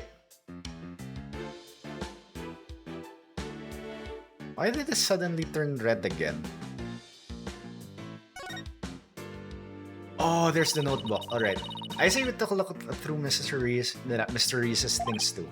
Hey, is that a notebook sticking out from behind this briefcase? You're right, it's practically screaming, over here, look at me. Do you think it could be? Oh wow, Athena. Our hunch was right, it's Trucy's notebook. What's it doing mixed in with Mysterious' stuff? Good question. Trucy's notebook added to the court record. It's locked. I guess that means we can't read it. I wonder what kinds of secrets are in there to make her want to lock it. A girl her age needs her privacy. Besides, everybody has a secret or two they don't want others to know about. there's anything in there about kisses or crushes, I think Mr. Wright would cry. Well, we've examined just about everything, I think. Looking through other people's stuff was so thrilling, like I'm doing something naughty. I know what you mean, just don't go poking around in my things at the office. Why? What do you have to hide? I don't think I like how her eyes lit up all of a sudden. Anyway, we'd better get this notebook to Trucy.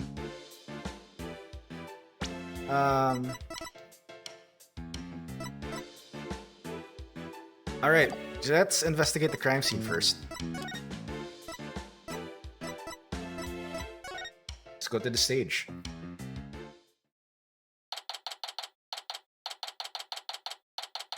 April 27th, Penrose Theater, stage. Alright, let's get down to investigating, shall we? Just make sure you don't move anything or I'll get in big trouble. Fine, I promise. To only move the things I have to. Well, I have my own investigation to conduct, but let me know if you need anything. It's been a while since we've done any investigating. Well, what are we waiting for? Let's dive right in. You do remember how to do this, right? If you don't, I can give you a quick rundown. Should I have Athena give me a rundown? Guess I should. Yeah, I guess I could use a refresher course. Then take a seat, Mr. Justice. Professor Sykes here is gonna learn you a thing or two. Oh, brother, what did I just get myself into? Do you remember how to go about examining a crime scene? Let's see, I just placed the cursor over what I want to examine and press A, right? How'd I do? I suppose that's acceptable. What else do you know about examining? If I recall correctly, we can also take a closer look at certain notable areas or objects. Very good. Now, do you know how to change perspectives? With R&R, I think. By changing our perspective, we might even find some new evidence. Marvelous, Apollo. Top of the class. I'm proud to have such a model student. And thanks to you, Professor Sykes here just remembered how to investigate too. You could have just asked. Alright. Oh, that's interesting. Alright, I thought changing perspectives was just gonna oops, move to the left, then oops, move to the right. I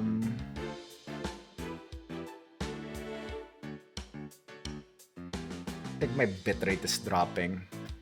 Anyway, I'll just have to monitor that for a bit. Alright, investigate. So, castle. Oh hey, this is a curtain. I wonder what's behind it. The backstage area. There's magic equipment and stuff like that back there. Yeah. Yeah, I noticed it dipped to like 900, but it slowly went back up. Yep.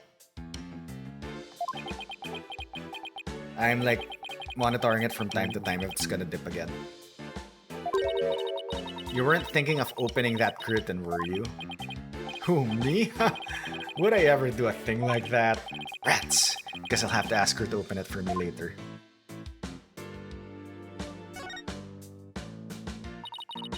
We have one of these in the office too, don't we?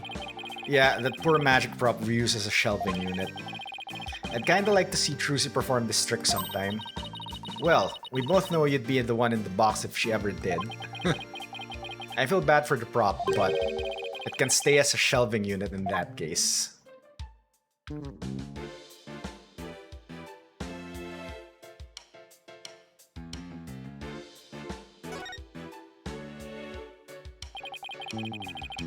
This is what they call a set piece. It's a piece of the onstage scenery. It suddenly fell down after the body was revealed, if I remember correctly. Just as the brave heroine screams, the spell on the dragon breaks. Losing its wings, the dragon falls to the ground.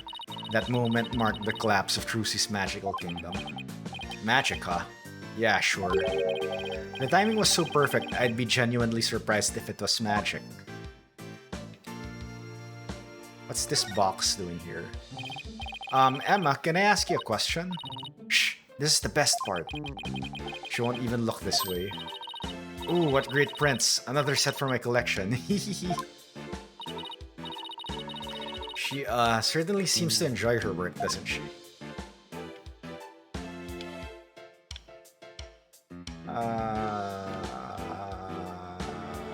Alright, this set.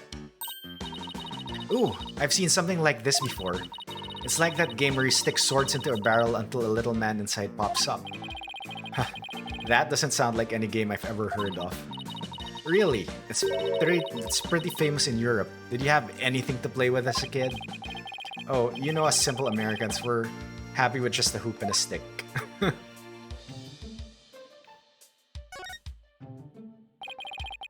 That video camera is pointed right at the stage.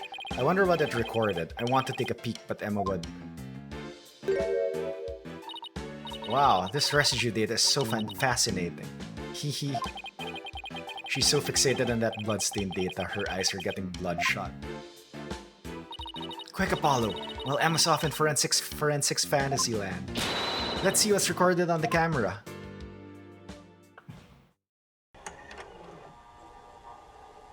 Isn't this the same footage from the news event?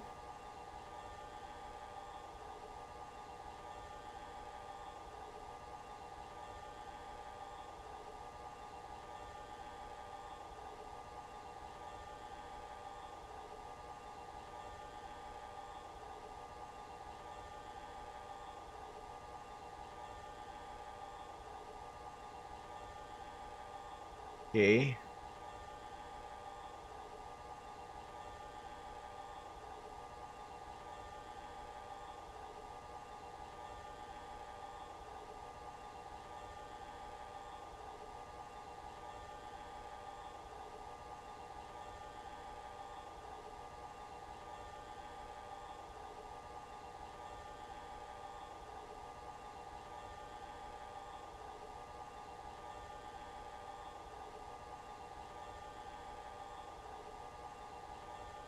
Alright, this was the same thing as the news event.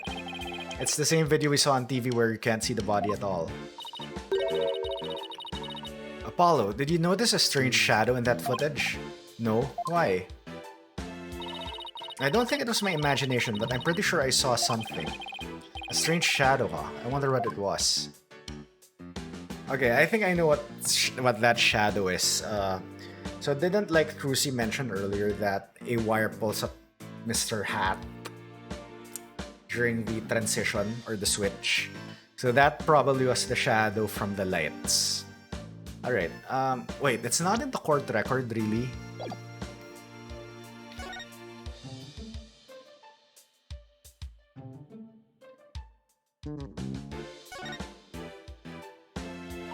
Wow, this dragon is a lot more handmade than expected.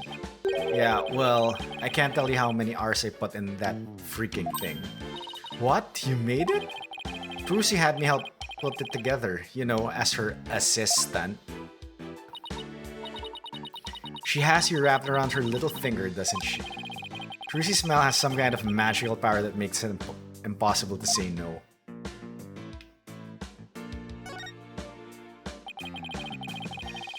So this is the coffin the dead body appeared from. I actually haven't examined that yet. Would you two mind giving me a hand? No sweat! Cruzy said the coffin was supposed to be empty when she stabbed it. So how did the victim even get in there? I bet there's a secret door or something. It sure is an oddly shaped thing, isn't it? Who knew it could unfold into something like this? Well, I heard that since it's been used for magic tricks, the left and right panels are made to be interchangeable. How that helps with magic tricks though, I have no idea. I'm sure they make use of it in some way we can't even imagine.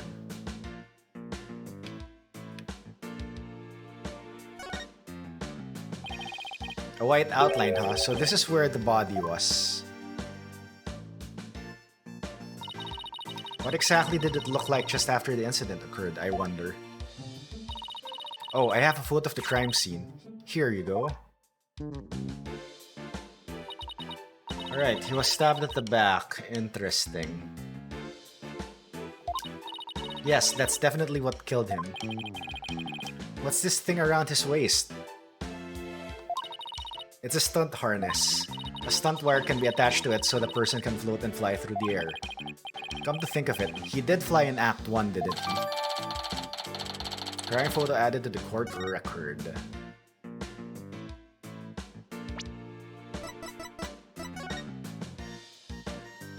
Alright.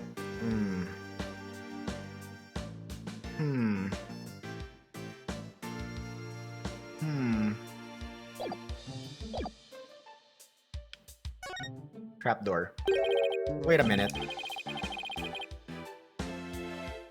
Looks like the bottom of the coffin opens too.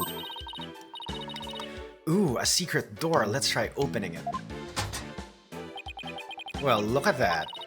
It seems to lead someplace under the stage. That's right, it goes to the understage passage. It's pitch black down there. Hold on. I think I see something glowing faintly. It's hard to make anything out from up here. If you try to go down there, the magicians will get mad at you. Apparently, there are things down there that will give away the secrets behind their tricks. Well, that sucks. It's all right there and we can't even check it out. We're definitely gonna have to examine that understage passage at some point, though.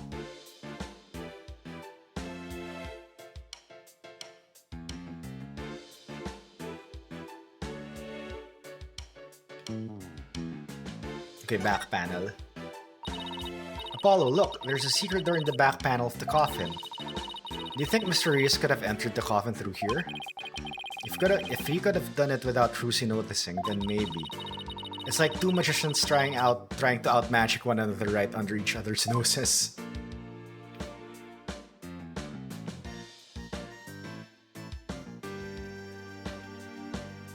I think that's just it from this side. So there's a sword here. It's covered in blood. This must be the murder weapon. Trucy said she was sure she switched it out with a rubber sword. Unfortunately, this one certainly doesn't look like it's made of rubber. Hey Emma, were there any fingerprints on the sword? Let's see. According to my data, no prints were found, but that could be because the culprit wiped them off.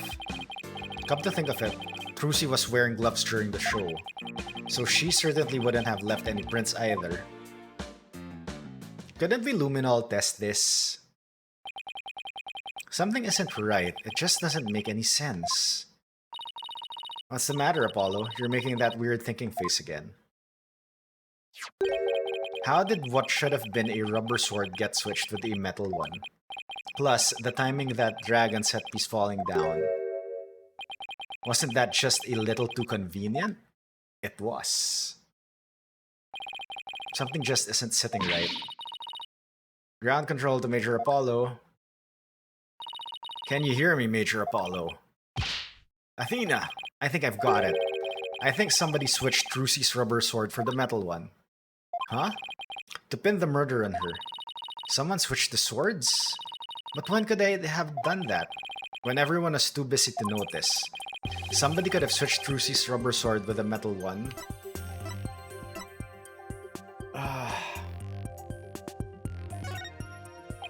After the set piece fell, everybody in the audience was kicked out of the theater. In the ensuing chaos, somebody could have carried out a cover-up operation. Any one of the stagehands or show personnel could have done it before the police arrived. So what you're saying is... somebody's actively trying to frame Trucy for the crime?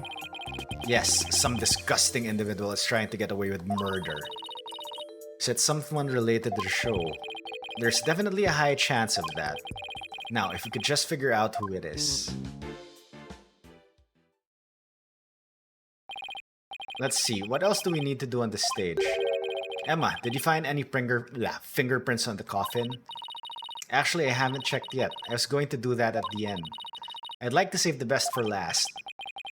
We aren't exactly talking about dessert here. Oh, but we are. Would you like to partake in my delicious dessert? I don't mind sharing. Oh, yes, please. There's always room for dessert, right? Alright, I guess I'll join you too. So, could you show us how to check your footprints, Emma? Sure, let's start with the basics. As you know, fingerprints are an excellent way of identifying someone. That's because no two people have the same set of fingerprints, not even twins. So if we find any prints on the coffin, they might lead us to the killer. If the culprit was dumb enough to leave prints behind, sure. Let's go ahead and dust for prints now.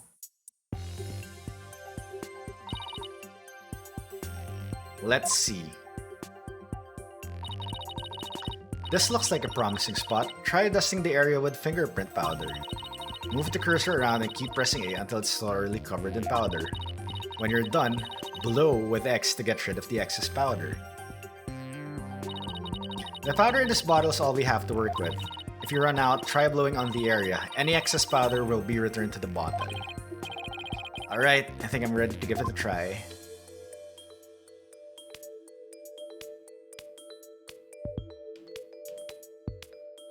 I remember in the DS you have to like tap for this. Then you had to blow with the mic. Okay, blow.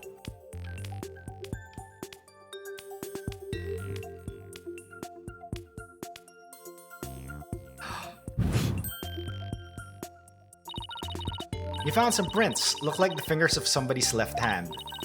Now, let's try comparing these with the ones we have on file. First, switch to Analyze mode with L to select the print. Next, select the print you want to analyze and confirm it with A.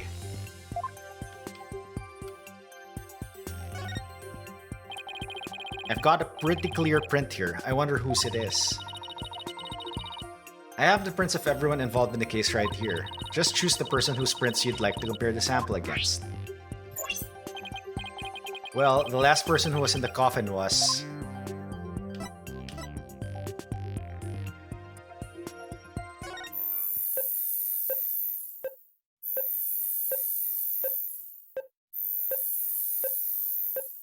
It's Rias' fingerprints. Match found. Yep. Bingo. Looks like the prints belong to the deceased, Mr. Reyes. Well, if we found prints here, maybe we can find them elsewhere in the coffin too. Guess I'll try dusting for more prints.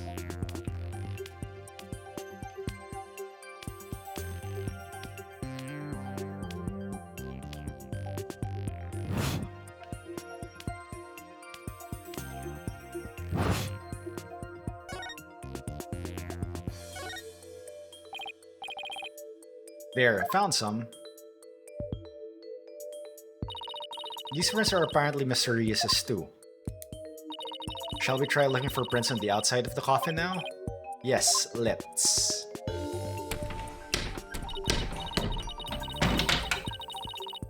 This time, you'll be able to rotate the coffin and look at it from different angles. That will give you a chance to examine it thoroughly. You can use RRRRRRR to turn the coffin in any which way you'd like. And holding R while using RRRRRRR will help you jump to right where the action is. Holding R while pressing R. If you ever get stuck or confused, you can always reset things with push down R. Okay, and if I find any prints, I'll choose one to run against your data, just like before.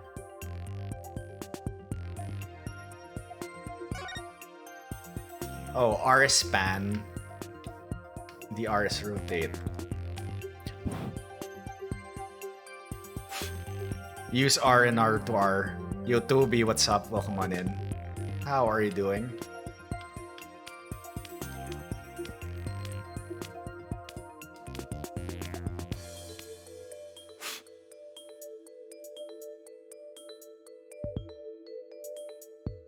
Wait, shouldn't there be prints? Oh, wait, hello, what's this?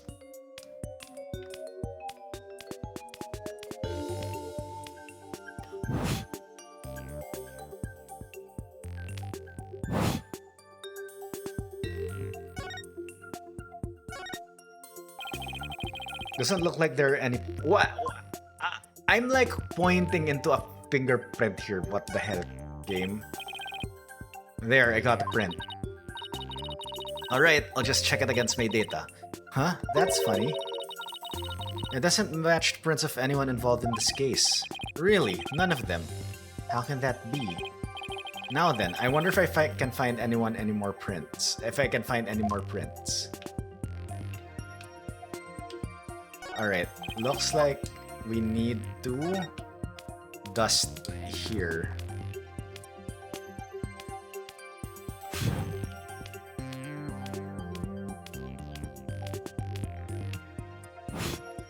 Oh, hello. I think I found something here.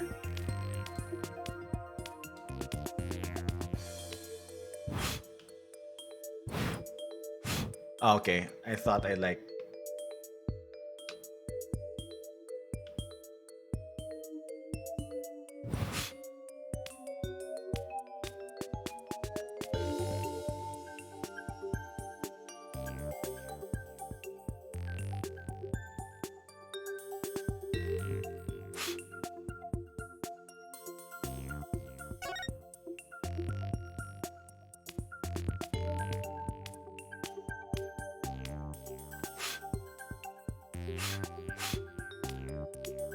Shouldn't there be prints here because this was like... Okay, we have a print here.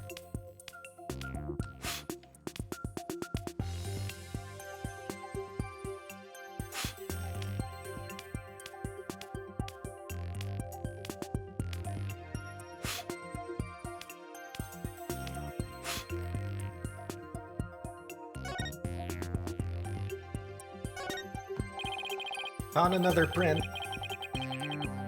Judging from its position and location, it might have been made when someone put this lid on the coffin. Let's see now. There was one part during the show where someone put this lid on, after Trucy had gotten into it.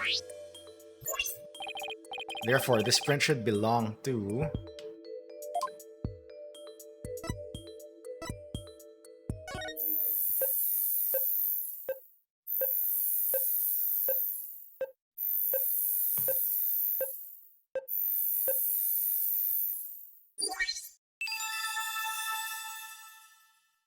Yep, this is Bonnie's print.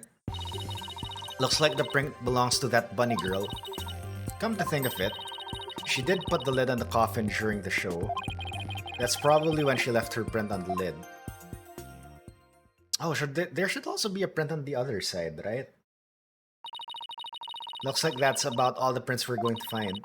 To sum everything up, the prints we found belong to the victim Mysterious, the bunny assistant Bonnie, and some third unidentified person. But that's strange. We didn't see anybody else up there on that stage during the show. Does this mean some outsider was up there? Somebody unrelated to the show? I guess we can't really say at this point. Well, thank goodness we didn't find any of Trucy's fingerprints, right? That's only because Trucy was wearing gloves.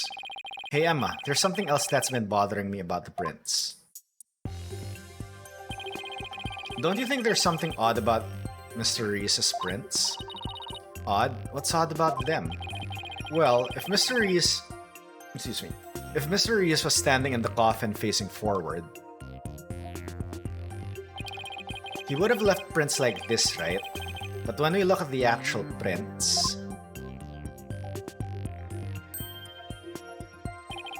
they're facing backwards. It doesn't make a whole lot of sense. Alright, so it seems like, yeah, his back is against the audience because this is the left, then this is the right. So that's how the prints are oriented. Hey, what do you know? You're right. Then he fell forward, face down. I wonder how they wound up like that.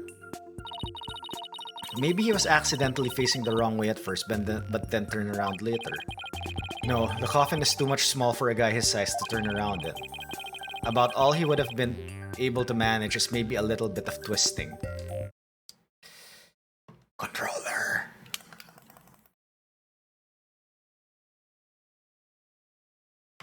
I swear, this controller.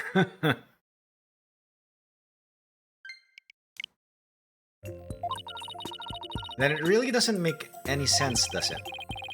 I think it might have hit on something major here. Oh, I have just one more question, Emma. Oh yeah? What is it? Mr. Rios was stabbed in the back, right? But if he was standing in the coffin like this, how would that have worked? Oh right, that. The lead prosecutor has an explanation actually. He thought that the victim might have tried to dodge the sword as it came into the coffin. So maybe he twisted his body and the sword ended up stabbing him in the back. That's his theory anyway. I see. I guess that sounds plausible. Oh, fingerprint results added to the court record. Nice. Well, I guess that about wraps our investigation of the stage. Prints on the coffin, Bonnie. Prints on the side panels, Mr. Reyes. Prints on the top panel, unknown. Trucy wore gloves during the show, so none of her fingerprints were found. Reyes' palm prints are reversed. See image.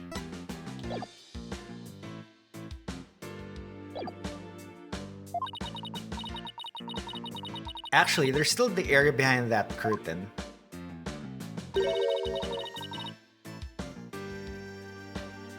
Yo, Aggie, what's up? Welcome on in. Penis. Yes. I heard that. Welcome on in. Hope you're doing well. Hope you're not enjoying the fumes from those chemicals. Sure do, but Emma told us not to move or touch anything, remember? By the way, ads are starting, so I do apologize for that, so... Yep. When you quit staring at me, fine, I'll go open it for you. Wow, look at you, flaunting your lady killer eyes. Haha, I have my ways. I'm only doing this so I won't get charged with animal abuse for not throwing you a bone. I guess puppy eyes can be just as effective. Alright, I'll be back. Ta-da!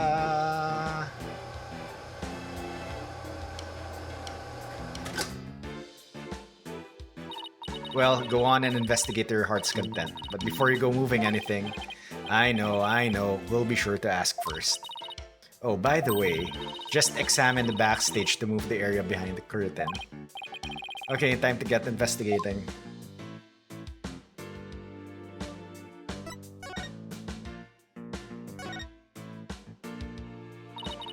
Seeing the stage this way kind of breaks the illusion, doesn't it? It just goes to show that some things are better left unseen. Ooh, listen to you, sounding all grown up and stuff. Don't worry, I'm sure you'll have some cynical one-liners of your own someday too. Oh boy, I can't wait. Anyway, on to more pressing matters. Let's go examine the backstage area.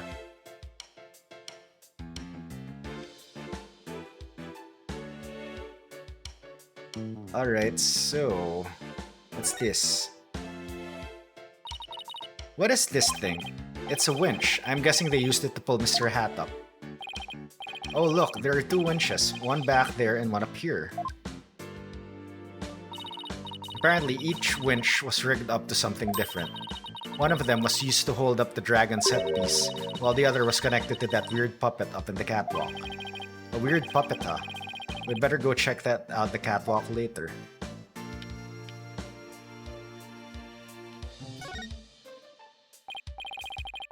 Hey, there's a coffin back here too. It looks like there's a stuffed dragon inside. No, wait, look, it's just an illusion.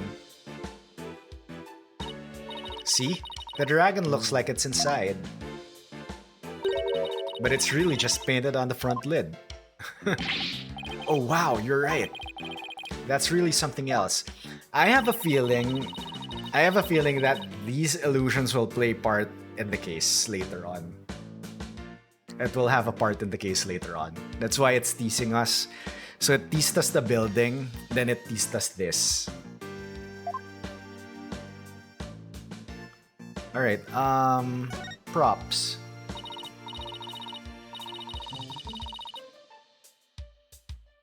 A dustpan, a broom, and a bucket. Guess they use these to keep the stage tidy.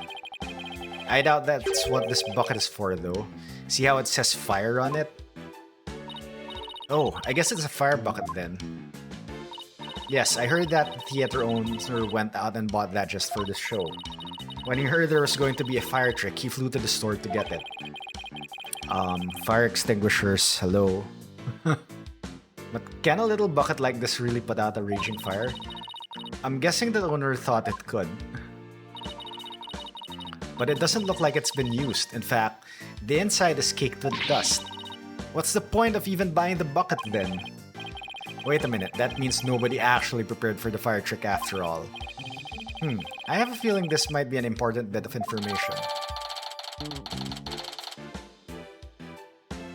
Fire bucket. A bucket to be used in case of fire. Not only was it empty, but dust lines inside of the pail.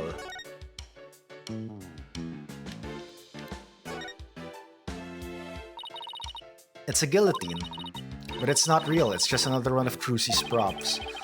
I wonder if it was supposed to appear in the show. Huh? You mean she didn't mention it to you? She said you were going to make a guest appearance on stage for her guillotine trick. No, I definitely remember not agreeing to something like losing my head on national TV. Alright, catwalk. Looks like this ladder leads to the catwalk overhead. Do I really have to go up there? Why don't you go on up and check it out, Athena? I'm sure you'll like the air up there. Huh? Where in the world did you get that idea from? Wait a minute. Are you saying I'm an airhead? How rude can you get? Ahaha. That's not what I'm saying at all. Now, you go up. Up you go. I'll just wait down here. Okay, now I'm starting to get the picture. You're afraid of heights, aren't you, Apollo? Come on now. This is for Trucy. She needs us, so up to the catwalk we go. Well, guess it's time to put on my big boy pants.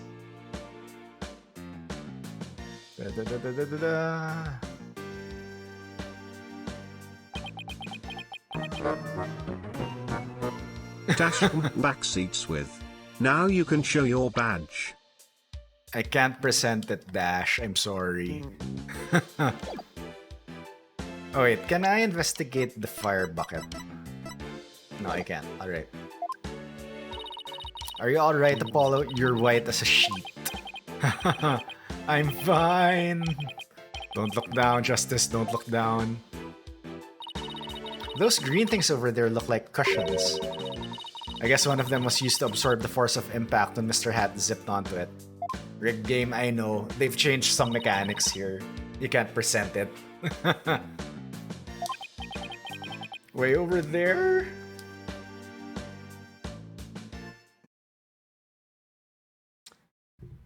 Okay, fine. I'll just not freaking use this controller. This is weird. You know, this controller works good with other things aside from the Switch. So, guess down to the old black one.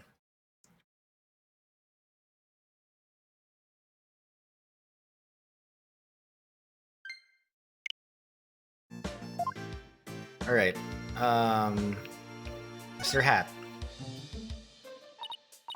What's that? Look, Apollo, it's Mr. Hat. He's attached to a wire. Actually, didn't Trucy say something like...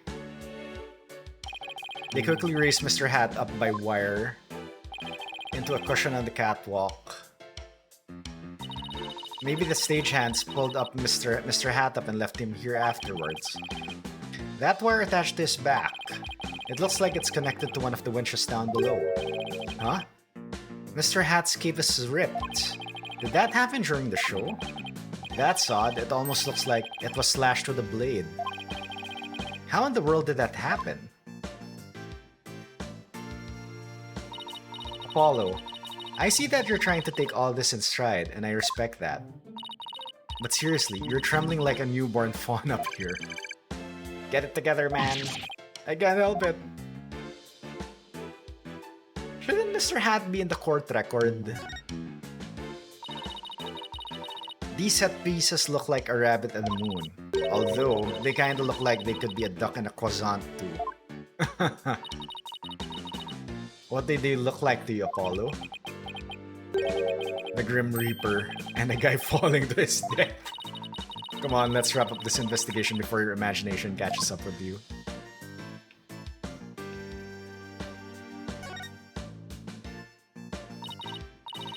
Hey look, there are cushions attached to the underside. Well, what are you standing way over there for? Come over and look. You're not gonna try and push me off, are you? Seriously, Apollo, come on, you'll be fine. Here, do you want me to hold your hand? Yes, actually, if you wouldn't mind. Looks like you're right, and Trucy mentioned something about this, didn't she? That the cushion was supposed to absorb the force of impact when Mr. Hat was pulled up. Is that it? That's all it, right? So... Oh, alright, the police.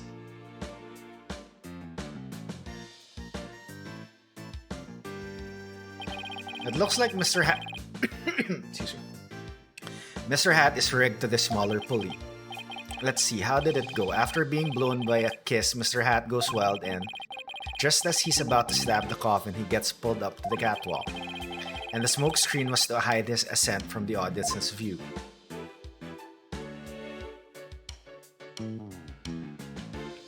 Oh, alright, so these are two separate pulleys. Wow, that's a big pulley.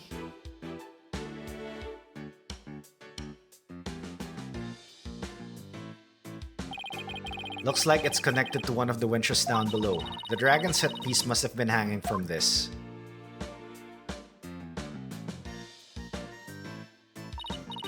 Well, I think that about does it for the catwalk. Do you think we've missed anything? Nope, didn't miss a single thing. We're all done here. Yes, sirree. I take it you're ready to go down. Yeah, I think we'd better. I feel a fainting spell coming on. Oh, brother. You don't need me to hold your hand again, do you?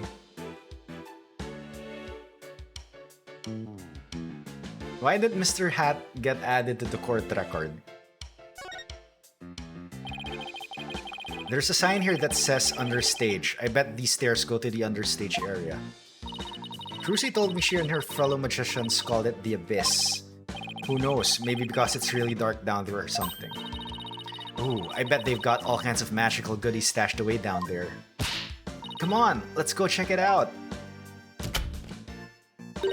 Huh? The door's locked. The entrance to the Abyss is barred to mere mortals like us, huh? Oh well, that's what you call a swing and abyss. Ba-dum-ts.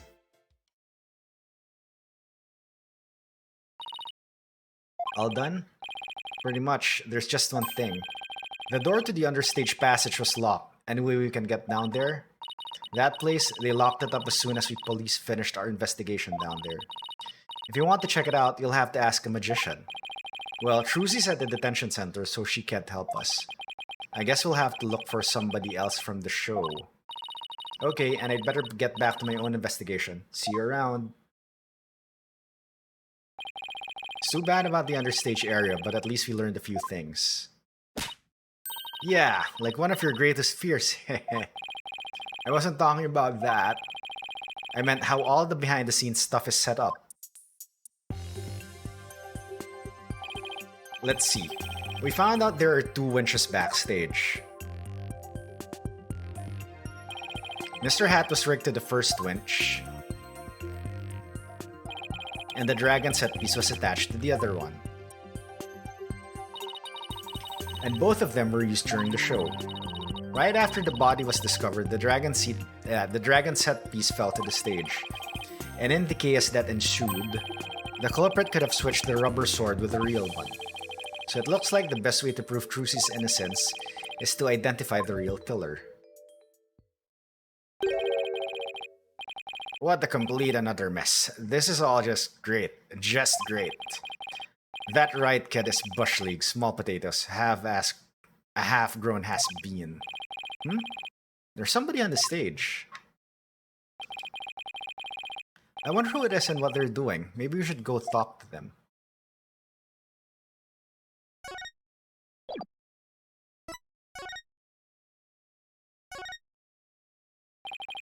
Excuse me, are you connected to the show?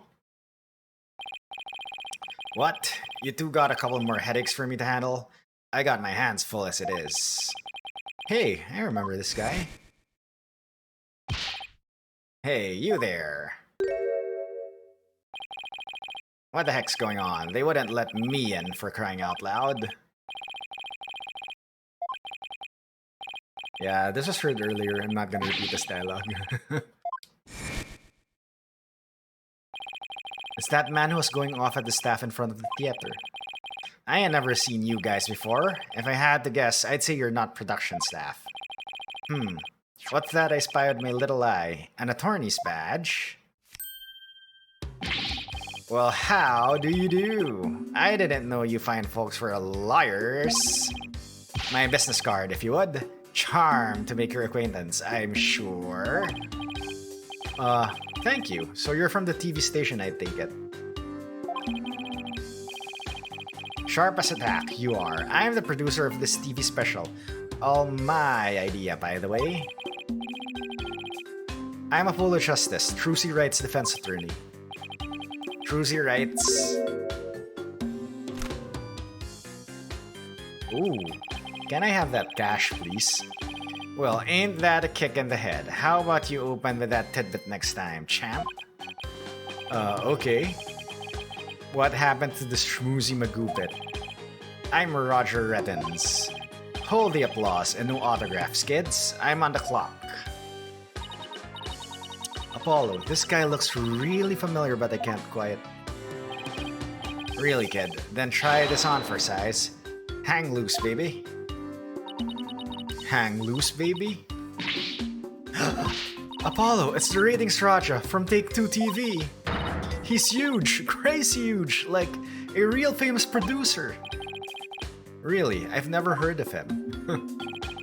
Seriously, man, what kind of cave did you ever crawl out of? Roger Reddins, the ratings Raja, titan of the TV screen. Still not ringing a bell? You ain't seen my hit Saturday night talk show at 8 p.m. Eastern, 7 p.m. Central? No, I can't say that I have. You're blowing my mind, kid. You even know what a TV is? Say it with me. Television.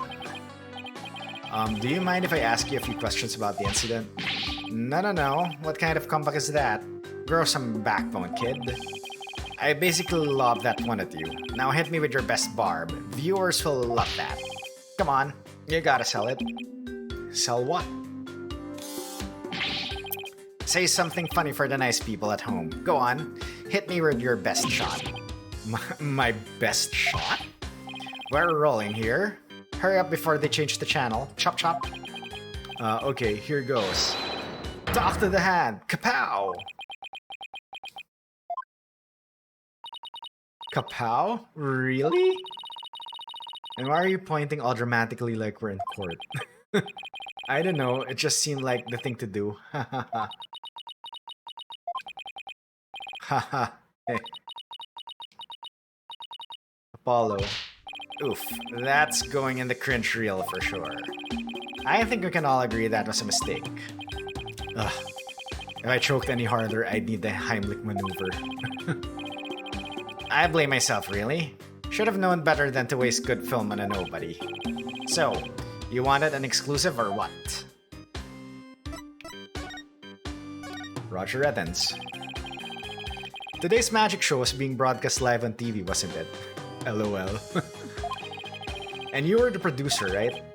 That's right. Rising Magic Star versus Old School Grammary. It was gonna be wild. We were gonna have viewers vote for their favorite magician during the show.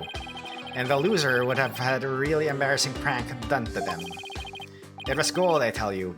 Guaranteed ratings. I don't know, it sounds kind of tacky if you ask me.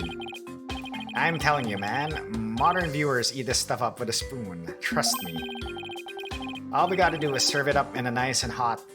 A feast for the eyes.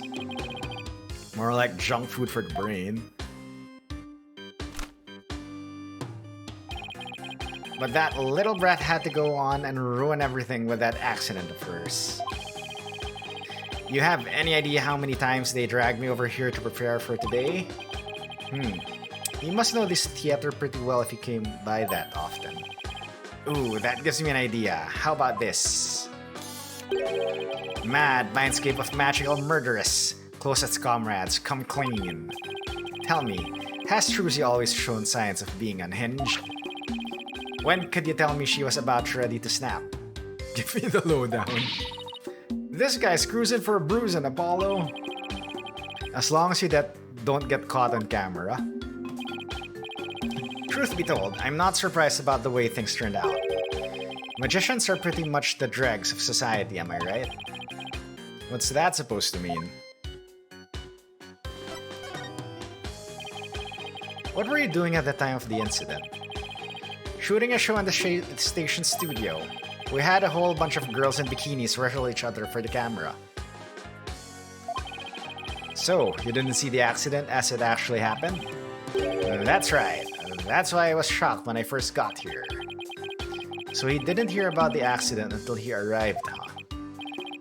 I'm guessing what you really want to know is whether or not I have an alibi, am I right? My staff at the TV studio can vouch for me. Why not go there and ask them yourself? You can give them my card and they'll let you in. So you have an alibi, huh? Good to know. Wait, do I have his card? I don't have the card.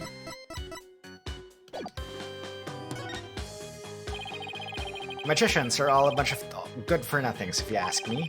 Con artists and thieves is what they are. They trick people and take their money.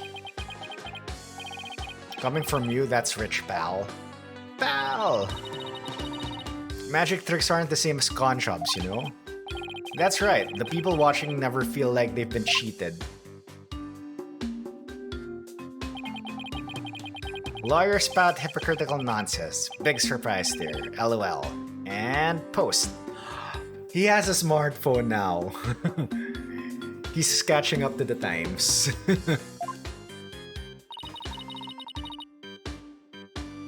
Did he just post about us in real time? Modern day, yes I know. Yet Phoenix still has the old dumb phone. Probably posting on X. Those Grammarys are all criminals. It's in their blood. Trucy Wright ain't no different. That girl's no good. She may look all sweet and innocent, but she's a stone-cold killer. Don't you dare talk about Trucy like that. You don't know the first thing about her. You won't find a sweeter, harder-working girl anywhere. Period. Hahaha. She's got the wool pulled over your eyes, I see. What in the world are you talking about? You'll see. I'll dig up in the dirt and expose the dark heart behind that sweet smile. I'll prove those Grammary magicians are all a bunch of lowlifes. Does he have a grudge against Trucy? Or maybe against all of Troop Grammary? TV is a window to the truth. It's not like that magic stuff or the streetwise charlatans that perform it. Charlatan. I don't know what the word is. It's a shame. A crying shame, I tell you. What is supposed to be a fun, light-hearted program turned into this story affair. I'll have to sell it to news outlets all over the world if I'm going to make my money back. Trucy Wright will make her debut, alright? Not as a magician, but as a criminal. What?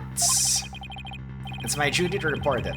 Can't let a tragedy like this happen again now, can I? Even if she gets off somehow, I'll make sure she never walks the streets again. We won't let that happen. We won't let you do that to her. We're going to prove her innocence in court.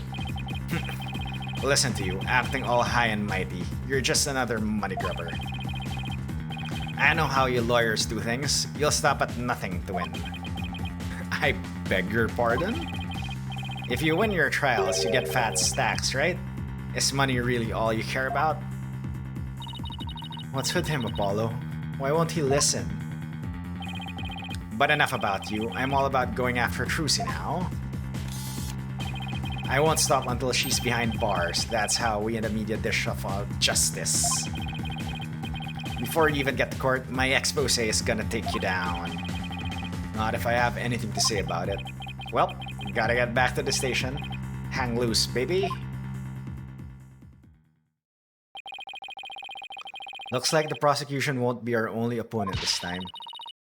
But no way are we gonna let that guy have his way either. That's right. Okay, we're done with the stage, so let's go someplace else. I still wish we could check out that understage passage. But what else can we investigate right now? Alright, return the notebook to Trucy. I guess we... Already searched here, but I never searched to take another look around. Can we talk to Emma? Emma, can I ask you a question? Shh! This is the best part. She won't even look this way. Alright, I think we're done talking to Emma. Alright, I think we move back to the detention. No, wait. Can you go back to the dressing room? Oh, hello. Hello.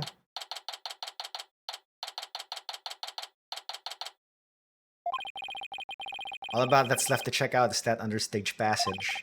We'll have to try out to get one of the staff members to unlock the door. Someone just came into the dressing room. Oh, it's you people again. You came back. Huh? It's the bunny lady. Yep, alright. I saw you, you know. Oh, it's you. The bunny assistant from the show, right? What? Oh, yes, that's right. My name is Bonnie DeFam. I remember her talking to us earlier.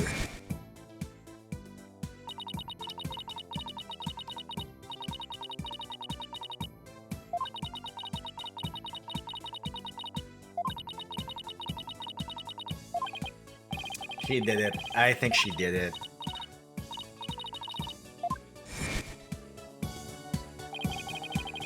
She said some pretty strange things then. I saw you take it. You took something from our dressing room. Oh, Bonnie, that teleportation trick you did was amazing. Fantastic. Shh. What? Oh, thank you. But what you did, stealing is... What other kinds of magic tricks can you do? Me? Oh, well, how about this?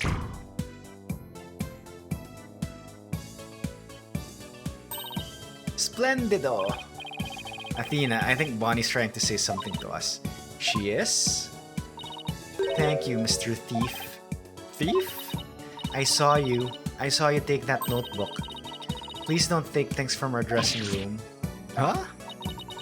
So it's true what they say. Thieves really do return to the scene of the crime, don't they? Thieves? I thought it was just arsonists in real life. Guess that means you really saw us, huh? I bet this looks pretty bad. If you return what you stole right now, I won't call the police. Oh boy. You've got it all wrong. We're Trucy's lawyers. She asked us to bring the notebook to her. Trucy's lawyers? Oh, I'm so sorry I called you thieves. If you really thought we were thieves, why were you still doing magic tricks for us? I can't help it. Whenever anybody asks, I just can't bring myself to refuse.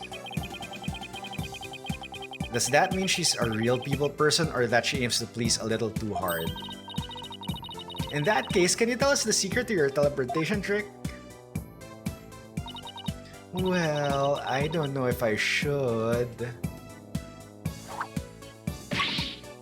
Ooh. If I keep up the pressure, she just might tell us. I've been dying to know. Leave the poor girl alone. Are you investigating the case? Yes, that's right. I'm Trucy's biggest fan. I just love her to bits. I'd do anything to help her. We appreciate that. In that case, would you mind if we ask you a few questions? Wait, can I... Already searched here, but it never hurts to take another look around. Alright, looks like everything is still, checked. Alright, so let's talk to Bonnie. You're a magician, right, Bonnie? That's right. My specialties are teleportation and this little trick right here.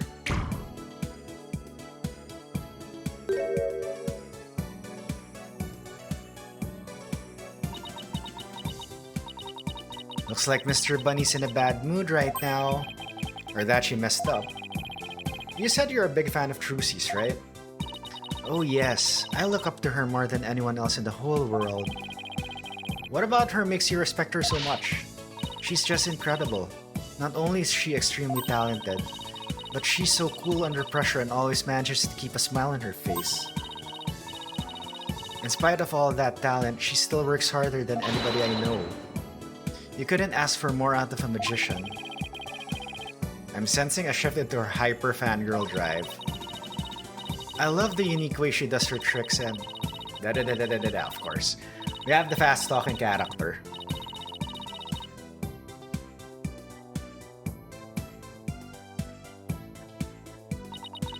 And that's why I think Trucy is top class. A real first-rate magician. I see. I think we have a pretty good idea of how much you adore her now. Oh, was I talking too much? I'm so sorry. Better be careful about when and how I ask her about Trucy. Anyway, that's why I'd do anything at all to help Trucy. Oh, Mr. Lawyer, you just have to prove her innocence. Don't worry, I plan just to do that. I wish Trucy could see that she has people like Bonnie in her corner rooting for her. Oh, maybe we can ask her about the understage pass. You were in the magic show, right? That's right. I take it you saw my teleportation trick. Yes, it was just wonderful. You moved from one place to another in the blink of an eye. I admit, it was pretty amazing. I have no idea how you transported yourself over such a distance in just a split second. It must be so fun to be able to do a trick like that. Teleportation looks so cool. It's like a superpower or something. Yeah, my trick is turning some heads in the magic world right now. They're calling it a new miraculous magic. Some even say it's the real deal. Hee hee.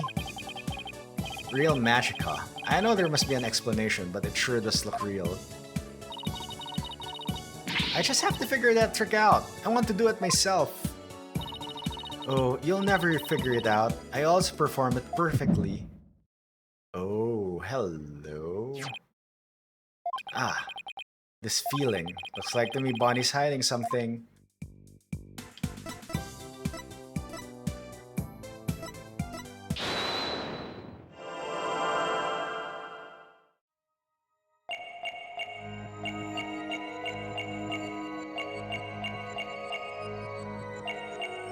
Never forgot. I always perform it perfectly.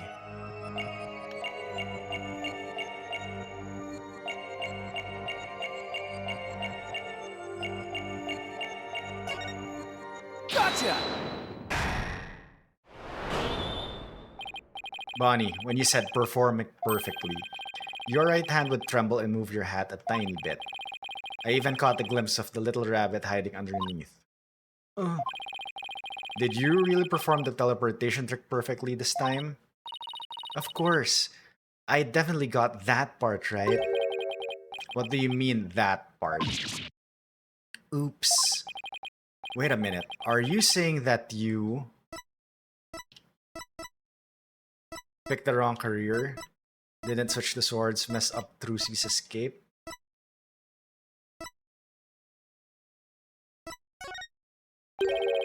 Did you maybe make a mistake during the switching of the swords? I wasn't involved in that part, so how could I make a mistake? Not even I could mess up if I was simply watching. If you were simply watching? Oh, I never make any mistakes under any circumstances. That's what I meant. She seemed pretty flustered just now. I bet she did make a mistake somewhere.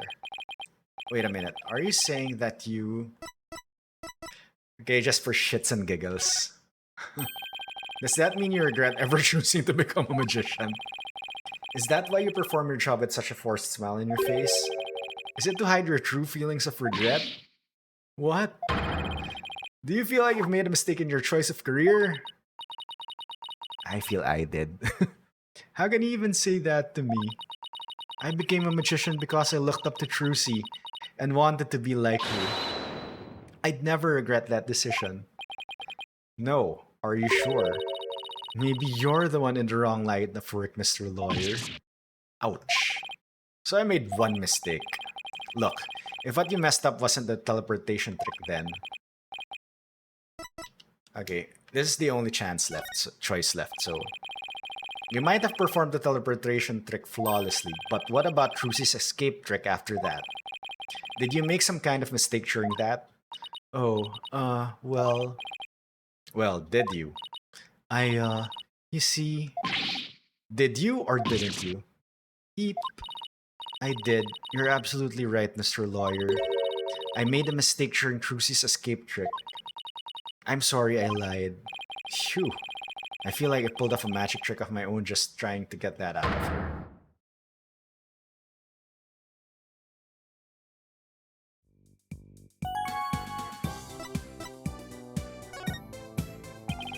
So, you made a mistake during Trucy's escape trick.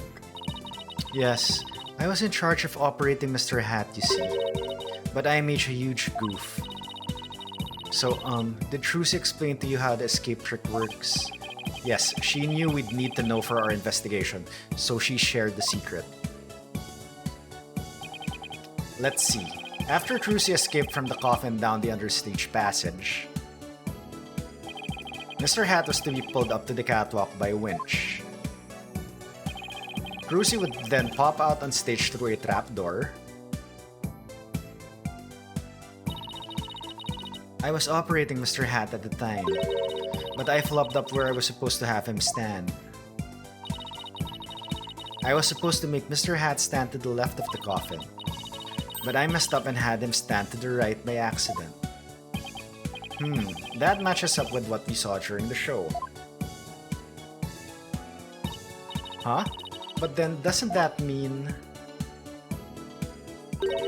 Trucy would have ended up popping on the side opposite to Mr. Hat. Yes, she would have if she hadn't done some quick thinking on her feet. She managed to pop up on the right-hand side of the coffin for me, so the audience never even knew a mistake had been made. Way to go, Trucy. Alright, how did Trucy know then? That's the question. If she was below the stage, how would she know that the puppet was at the right side?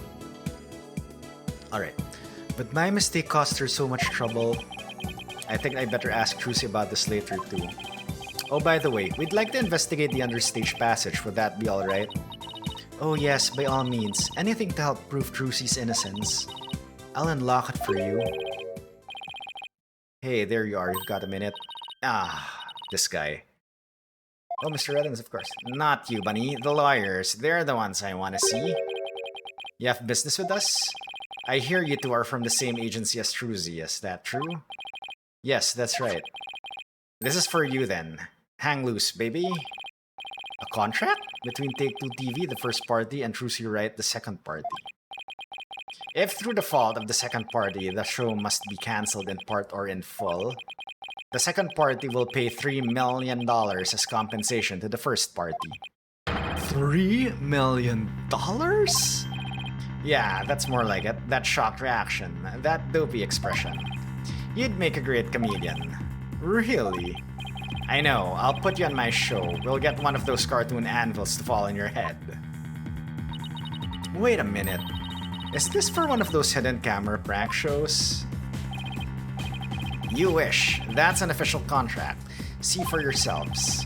You're the lawyers, after all. You should know one when you see one, right? He's right. It's all signed and everything. You better make sure your agency pays what Trucy owes me, in full. Are you kidding me? The Wright Anything Agency doesn't have that kind of money. Then I guess you're gonna have to go fishing for some. I can see it now. Craziest catch. Legend of the Seasick Lawyers.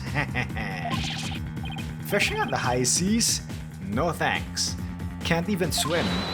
Objection! What kind of ridiculous, low-down, unfair, one-sided contract is this? Hey now, there's nothing ridiculous here. It's all perfectly legit. It's got her signature in it, see? Ugh.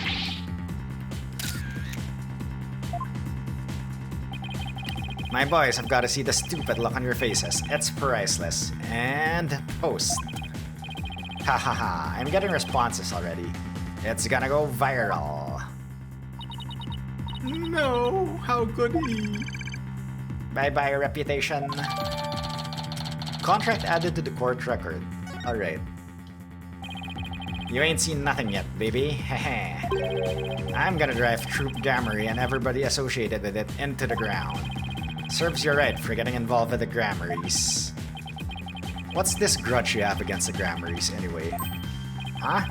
What are you talking about? Stress is making you paranoid, champ. Come on, Bonnie, we have more filming to do. Oh, yes, sir. Excuse me, Mr. Lawyer. Oh, and I'll unlock the door to the Understates Passage for you later. Later, liars. Hang loose, baby. Oh. Why would Trucy sign a contract like this? And why did all of this have to happen when Mr. Wright isn't here? We'll have to come back to the understage later. Let's go hear Trucy's side of the story. Good thinking. We can't let you hit the high seas just yet. There must be something we can do. We can't let the ratings Raja get his way. Alright, I just want to see the contract. Article 1. The first party will pay all expenses for the magic show. The second party will confirm all program broadcasting rights to the first party. If through the fault of the second party, the show must be cancelled in part or in full, the second party will pay $3 million as compensation to the first party. Signed, Roger Rettins, Trucy Wright.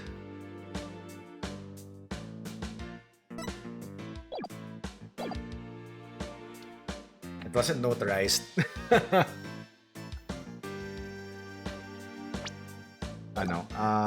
Move. Back to the detention center.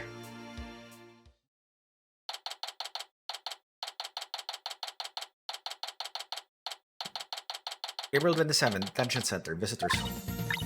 3, 2, 1, tada! Wow, now you made my handcuffs disappear. How'd you do that? She's doing magic tricks for the guard. Now should I try making you disappear next, Mr. Guard? Can you do that? Oh yes, please. This is so exciting. We should probably stop her before there's another incident. Trucy! Oh, hi Polly. Hi Athena. We have some more questions for you. Judging by the look on your faces, it must be about something big. Yeah, I guess you could say that. Things have gotten a little sticky. Oh, and I have to remember to give her that something she asked for too. Alright, Alright.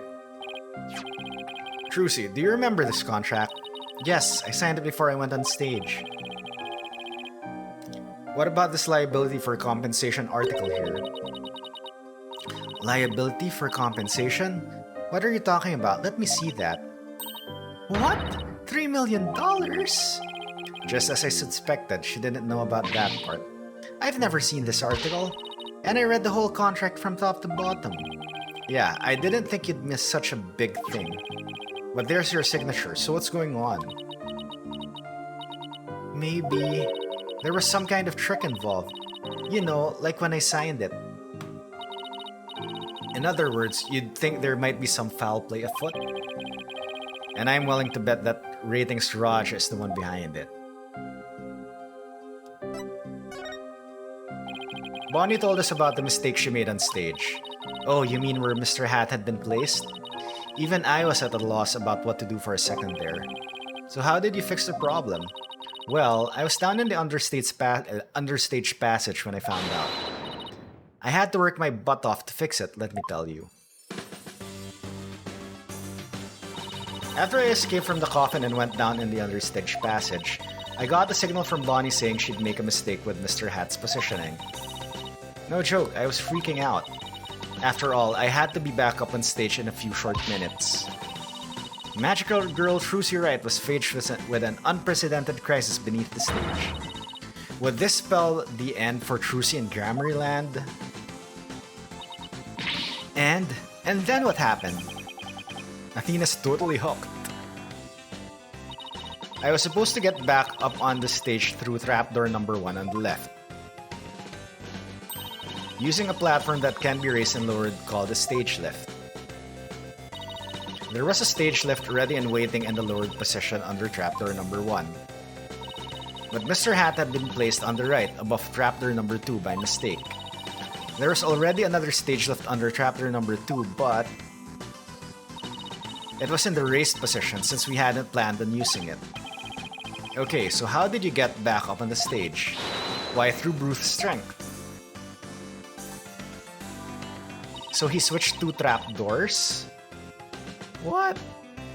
I couldn't lower stage left number 2 by myself, so I pushed it back and out of the way. Then I moved the lowered stage left number 1 into place under trapdoor number 2.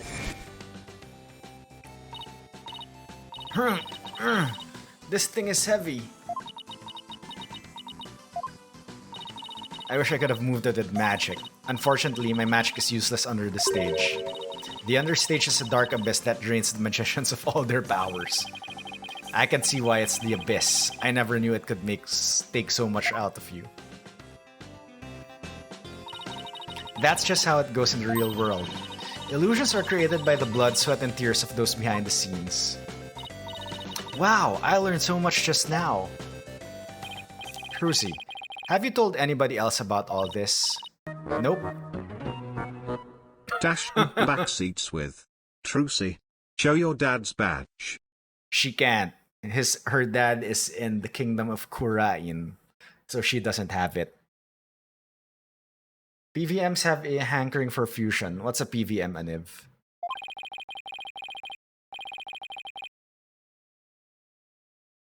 Wait, is Trucy the kid of Wright? She's his adopted daughter. Alright, most of the lore of that would be explained in Apollo Justice, the Apollo Justice game, so, yep. Yeah. Her biological father is Zach Gramarye. So, Zach Gramarye is the guy with the club insignia. Yep.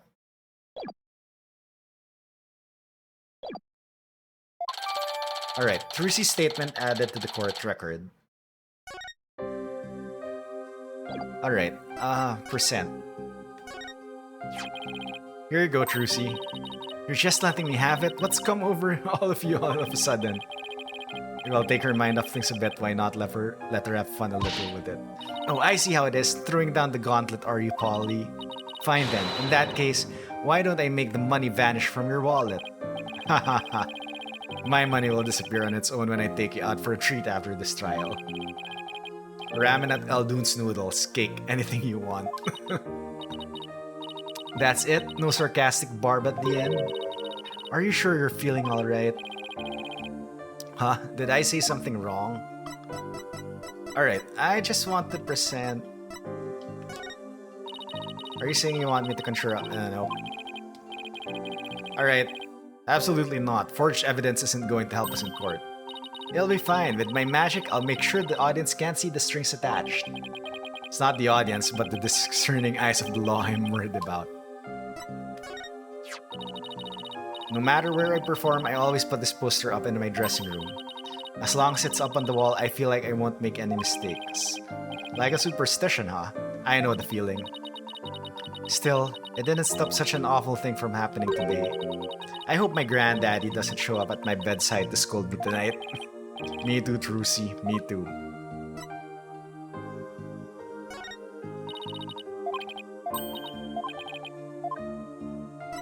Okay, I'll present the diary last. I still can't believe Mr. Reyes is gone. Had you been acquainted with him long? No, I just met him for the first time for this show. But didn't he used to belong to Troop Gramarye? Yes, but he left when I was still little. Even if I had met him back then, I don't remember it. That's why I was so excited about working with him. Yeah, who could have predicted anything like this would happen?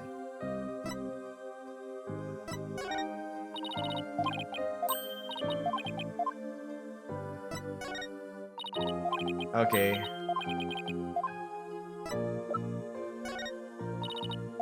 Oh, surprisingly, I can't present the contract.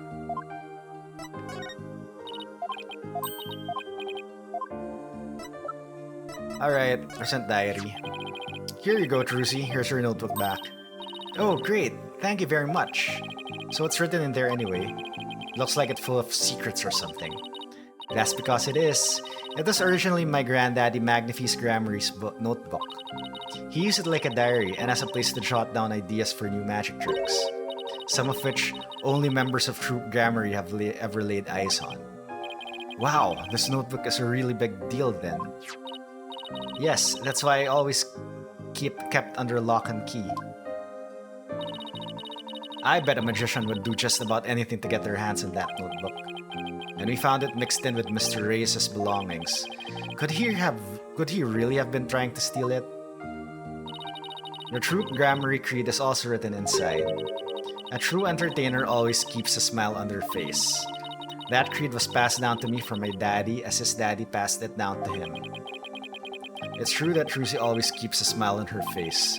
I guess it's due in part to her family creed. Alright. This seems interesting. The notebook description has been changed. Trucy, I want to talk to you about where we found this notebook. We found this notebook mixed in with Mr. Reyes' belongings. What? Do you think he might have been trying to steal it? No way. I can't believe it. The great Mr. Reyes would never do such a thing. Would never do any such thing. But it would be so far-fetched if he was after Troop Grammary's secret tricks. It makes for a pretty compelling motive to take the notebook. In any case, we'd better focus on doing something about this contract for now. Trucy signed it in her dressing room, right? Then we'd better do a little more investigating there. I'm so sorry to put the two of you through all of this. Don't worry, we'll get to the bottom of this. There's gotta be some kind of mistake. If you need me to, I'm willing to take drastic measures. With my magic! You're not planning on pulling some magical money out of there, are you? No, my magic panties are much better at making things disappear than appear. Do I want to know what she's planning? Apollo, we have to do something. Anything to fix this. I agree. Let's check out the dressing room again for starters. Okay, and we should finally check out that understage passage too. Blah. The abyss, then you'll have to go through the backstage area. Be careful down there. Alright.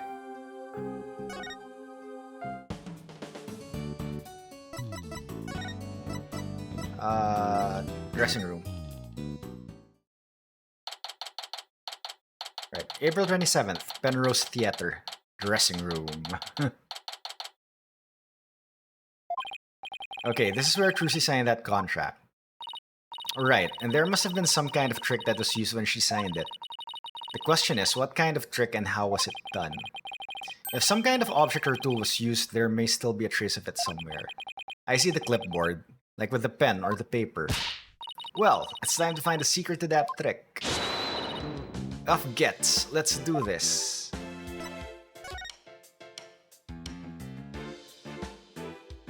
Okay, you wouldn't allow me to examine this earlier. Huh? Hey, take a look at this clipboard.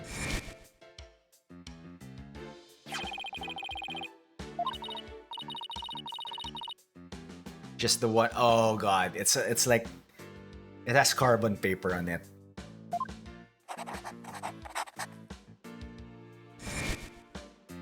That has carbon paper on it. Isn't this the clipboard Trucy used when she signed the contract? I think you're right. Let's give it the once over. Oh, nice. We now examine stuff. Let's try opening the folder.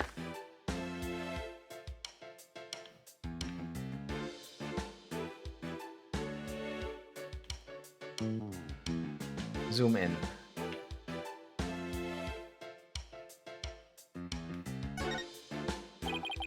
This part here holds papers in place. Could this clip have something to do with how they conned her? Ow! It bit me! Only you could get hurt by a clipboard, Athena.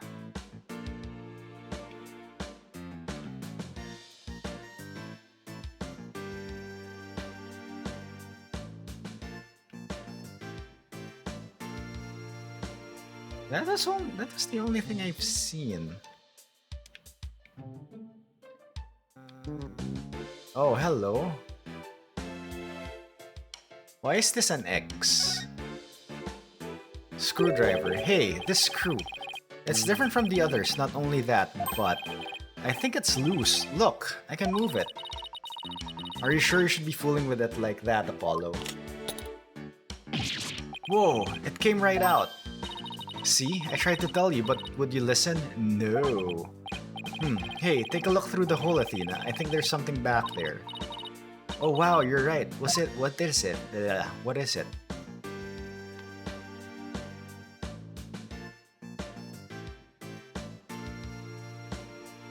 Oh, a trap door? Hello. Hey look, the back panel is loose. I think I can take it off. Got it. You're just breaking things left and right today, aren't you? Look, there's something inside. It's carbon paper. What is this black sheet of? I want to say paper. Oh, I know. It's carbon paper. You put it in between two pieces of paper and it copies what you write onto the bottom one. So when Trucy signed the contract, there was actually another contract underneath. And her signature on the top contract got copied on the hidden contract. So that's how Trucy was conned. This is that ratings Raj is doing, I just know it. How dare he? You gotta hand it to him though. It couldn't have been easy fooling Trucy, that girl's no slouch. Yeah, but I bet we can use this clipboard as evidence if we ever take this to trial. Clipboard added to the court record. Alright, I think that's all I can examine here, so... I think we have to go down. So if you can't pay back the money, I'm off on a tuna expedition for a TV show. Cheer up, Apollo. You have to have a positive attitude about these things. Tuna. I want to eat tuna tartare. Although, herb-crusted seared tuna sounds pretty delish too. Which one do you think sounds better, Apollo? Having a positive attitude is one thing, but I have zero intention of going on tuna fishing. Ah, phooey. She really thought I was going to. Any bright ideas on how to get us through this crisis? Our biggest problem right now is how to pay the money, you know, in times like this. We should consult a lawyer. Gee, now why didn't I think of that? Wait, we are lawyers. Alright, let's now move to the backstage. Emma is still there, wow. April 27th, Penrose Theater, stage. Let's see, we should be able to get to the understage passage from backstage. Hopefully, Bonnie unlocked the door for us like she said she would.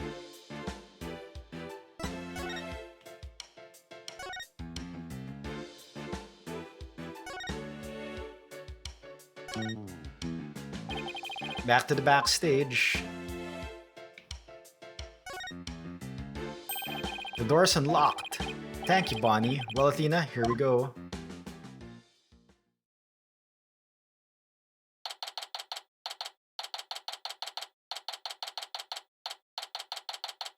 April 27th, Penrose Theater, understage. Alright. Yeah, hopefully there's more. I mean, we can complete the investigation phase tonight. But yeah, we are approaching another ad break in around 3 minutes. So I do need to take another quick break because I need to refill my water. Because my mouth is getting dry and I cannot pronounce words anymore. So I will trigger the ad break. I'll refill my water. Then after 3 minutes or so, we will get back to the case. Hey, mouse. All right, BRB. Hey, it's 1-1. I do not know.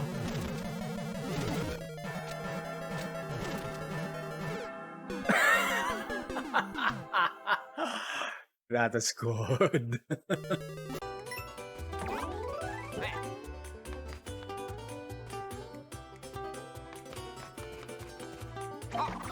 Oh my god, I finally did the shell jump.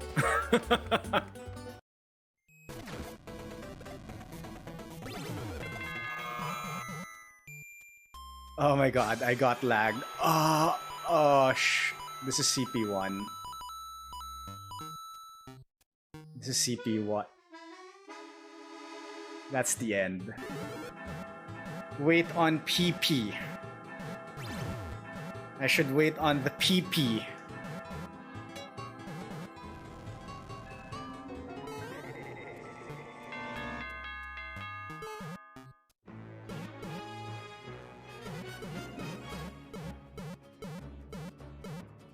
Where did that checkpoint come from?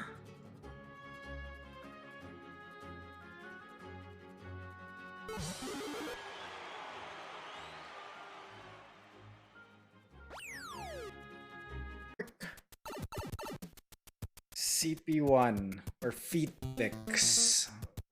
Obviously, we have to go for the feet picks, right? We have to go for the feet picks. Well, time to panic roulette.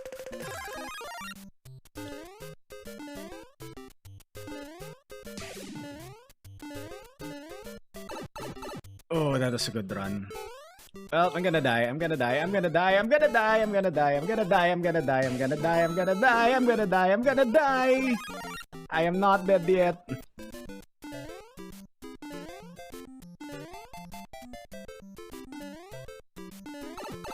Just go, just go, just go, just go, just go, just go, just go, just go, just...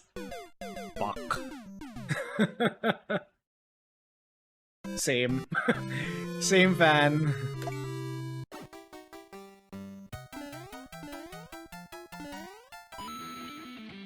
Oh, that's a wall? Wait, what? How did... What?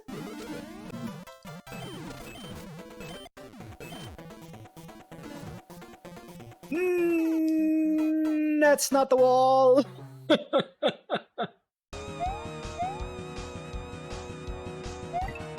You son of a... Let's try. Okay, what now? It's 1-1, but there's no floor.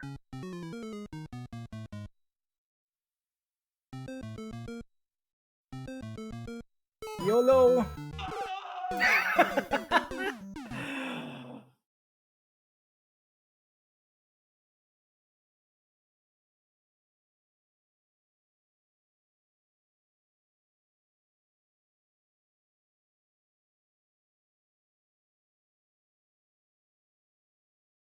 Thank you.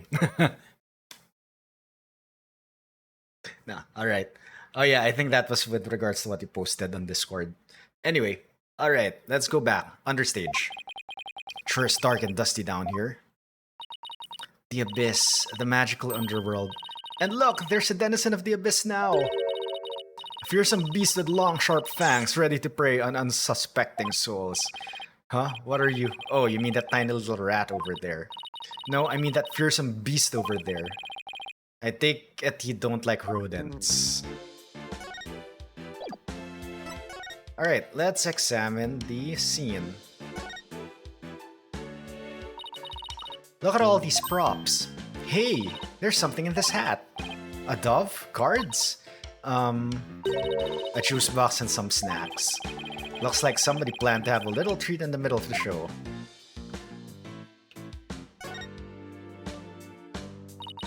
This sword is the exact same design as the murder weapon. Wait, what's this? Hiya! Ow! What are you doing? That hurts. I think I'm bleeding out. Oh, stop being such a drama queen. It's only rubber. Huh? Hey, you're right.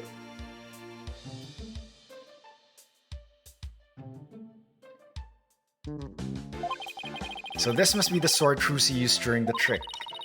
After the incident, someone must have switched this rubber sword to the real one on stage. And maybe that's when they brought the rubber sword there. Rubber sword here. Sword stack added to the court record.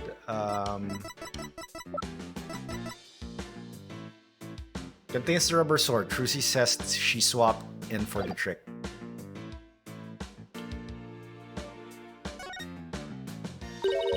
I'm gonna make it big someday too, just you wait and see. What's that all about? My guess is, it's the soulful cry of some poor assistant made to toil here in the darkness. And who would know about the soulful cry of a bitter assistant better than you, right? You really understand the writer's feelings of despair and frustration. Sadly, yes, I do. You really shouldn't scribble on the walls, you know, Apollo. It wasn't me!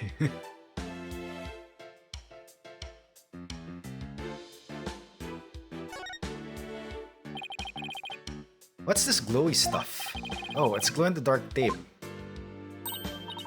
Hey, must be what I saw through that secret door in the bottom of the coffin. But who put in here and why? It's probably a marker of sorts since it's so dark down here. Sounds about right. Maybe it's meant to mark which ladder to climb. It's a stage lift for getting up to the stage Trucy moved. Nah, it's a stage lift for getting up to the stage. Trucy moved this one here. I guess it's used to be where that yellow tape is. How in the world did she manage to move this huge thing? Couldn't have been easy for her, she's pretty petite. But I'd bet it'd be easy for you. Just what are you implying? That's it, chump. You're looking up microaggressions later. I think you should do a tactical switch. Yeah, I mean, dude, just do whatever you want. If you feel like you're not enjoying it, just switch. If you want to go back to it, then go back to it. Alright, it's a stage lift for getting up to the stage. It looks like this crank lowers the platform. But Trucy said it's impossible for one person to do it alone. That sounds like a challenge. Now I want to try it.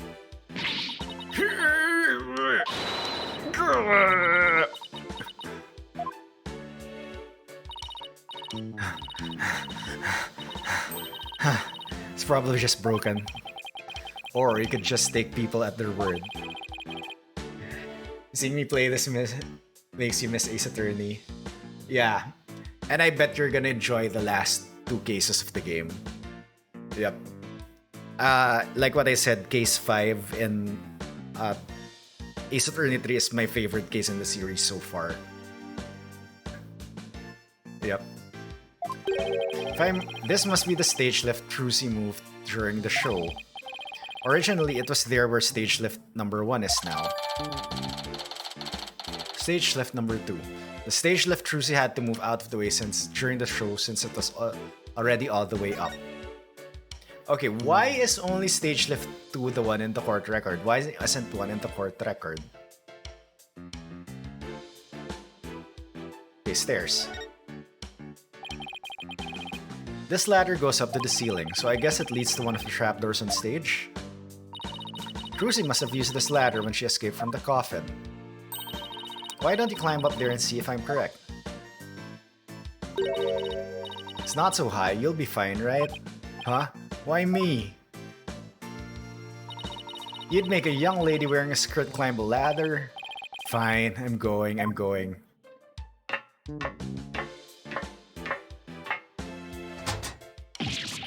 Ah, the light! It burns!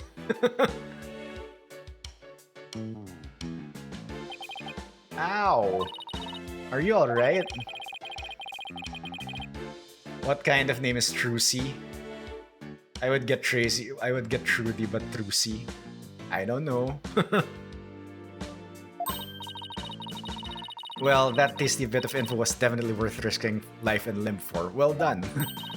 Hold on, Apollo. I hear voices. Quick, hide. Huh? Ow! Quit shoving. Judge Trucy. No. Wait, no. Hurry up and get down there. Yow! My arm doesn't bend that way. Judge Trudy. Judge Judy. Damn it. Judge Trudy. No. Judge Trudy was the parody of Judge Judy in the Amanda Show. Why do I know this thing?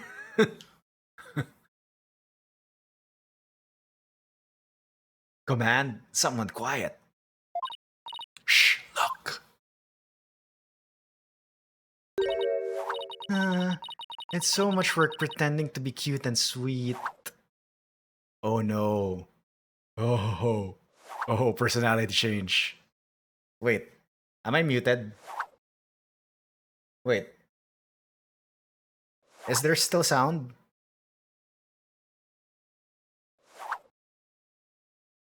Is the odd?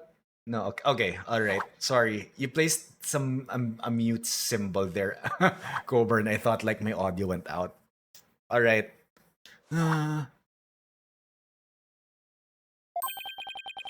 Isn't that Bunny? Hey, Bunny, wait for me. And the ratings, Raja. What did we have to hide for, Athena? Because I heard something funny. There was something off in their voices. Oh, right. Athena's super sensitive hearing. Those lawyers are poking around, trying to stir up trouble. Should I be worried? Relax. I didn't say anything to the police, and I won't say anything to them either. You better not, or you're gonna get it. Pow! Right in the kisser. What the? Is it just me, or does Bonnie seem kinda different from before? Apollo, shh! I'm sick and tired of this whole investigation. All I want is Trucy's head on a platter. Oh, yep, she did it. Haha, leave everything to me, babe. Don't forget the power of mass media. TV can accomplish anything. I'll make sure Trucy gets much worse than a guilty verdict. I can't wait to see that girl crying and begging for mercy. You really hate Trucy, don't you, Bunny? I hate her. I loathe her. I can't stand that Trucy Wright. Just because she's a little good at magic, she thinks she's all that. So, this is exactly what that sniveling brat deserves. Hey, what the heck? If you mess this up, you're gonna be really sorry, you hear me? I'll crush you flat, like a cockroach under my foot. Oh, you cute little thing. You're so adorable when you're throwing a fit. Oh my god, what the hell? Ow, ow, my foot. Can't you take a joke? Come on, grab my things. We're leaving. Duh, lead the hippity-hopping way, my little bun-bun. Oh my god. What a personality change. What was that absolutely revolting scene all about? I guess entertainment industry attracts all kinds of eccentrics. But that conversation, it set off every red flag in the book. You said it, I smell plot with a capital P-U. Rettens claims he was at the TV station at the time of the incident, and we saw Bonnie on stage ourselves. Hey Apollo, I have an idea. Why don't we pay Take-Two TV a visit? We can check up on the ratings Raja's alibi while we're there. Sounds like a plan. So we moved to the TV station. Oh, alright. What's this? A casino theme set. April 27, Take-Two TV Studio. Yikes, look at this place. There's so much going on at once, it's making my head spin. Take a look at that screen and listen to those hosts. Magical murder, live audience witnesses shocking and skewering. 17-year-old magician Trucy Wright. See exclusive unedited footage of the heinous crime, complete and uncut. We can't let them broadcast that. Trucy will get tried in the court of public opinion.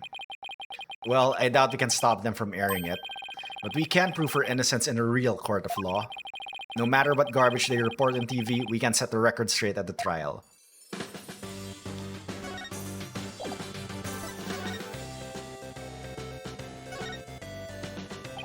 Excuse me, we're looking into the incident that happened at the magic show this morning. Oh, that, yeah, I was the cameraman for that. Can you tell us anything about what you saw?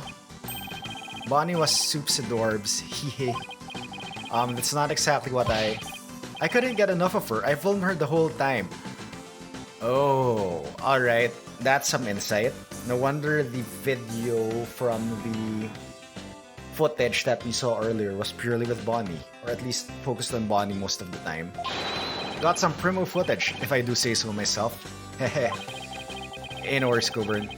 I better quit before he decides to share what he intends to do with said footage. I wonder what that guy sitting down there is doing. Looks like he's reading that script he's holding. What? Are you serious? Those two are gonna break up? What? And the series is going on hiatus because the cartoonist is sick? No way! I think he's reading a comic book he's hiding in his script. If you're gonna goof off on set, that's a pretty bold way to do it. Pardon me, I know you're busy right now. What are you guys, street? Street? Does that mean people off the street or something? We're Trucy Wright's lawyers. Oh, okay, lawyers, got it. Well, what do you want? He must be really busy. He hasn't even looked this way. We're investigating the incident that occurred at the magic show this morning. And we heard that Roger Rettens was in charge of that program. Yeah, that's right. The guy hates magic, but the show was all his idea. Just between you and me, I think it was Bonnie that egged him on. Egged him on? How so? I saw the two of them together, you know, walking along arm in arm. I bet she sweet-talked him into doing the program because she wanted the work. She hasn't been selling very well on her own, apparently.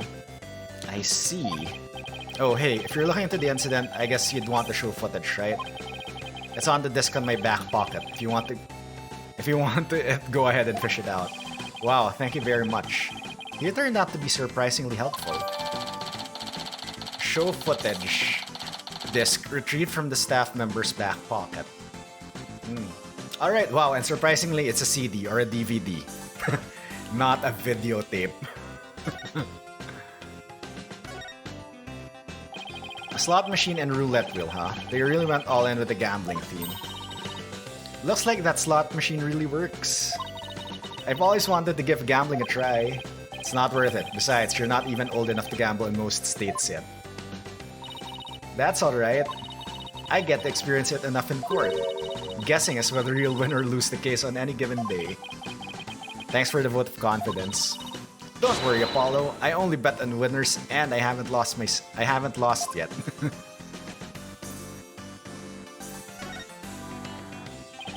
Look at that logo above the screen. Scandal, Gamble, Gambit. Is that the title of this show?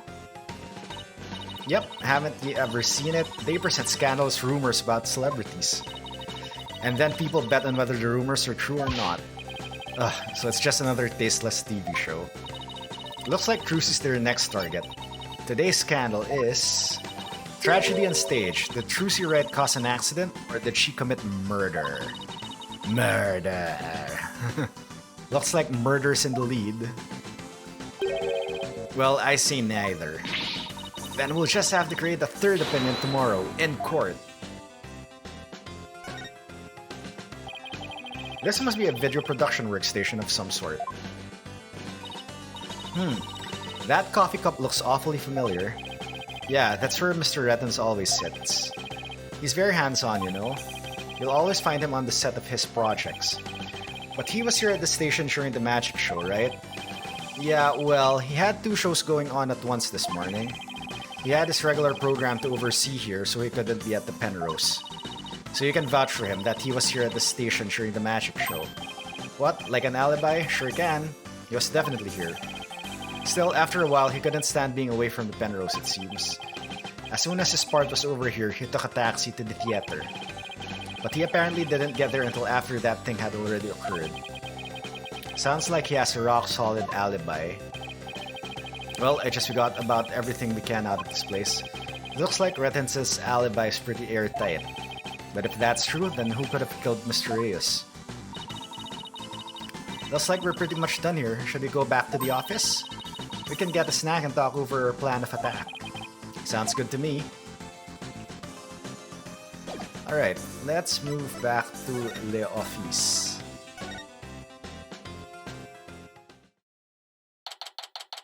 April 27, Wright Anything Agency. Why is it black? Wow, what in the world? Repossessed! What's going on here? All these stickers say repossessed. Who did this? Who's responsible for this? Whoa, now, this is a restricted area, champ. No trespassing. Oh my god, it's you. Trespassing? But this is our office. You're the one who's trespassing. Enough with the lip, boy. Don't tell me you forgot about your debt. What are you talking about? I'm just abiding by the contract. If the agency can't pay me, I have every right to seize its property, am I right? Just like that, we haven't even had the chance to take this to trial. Heh, if you're gonna be mad, shouldn't Trucy be the one you're mad at? I told you, it serves you right for getting involved with those grammaries. Why, you dirty rotten.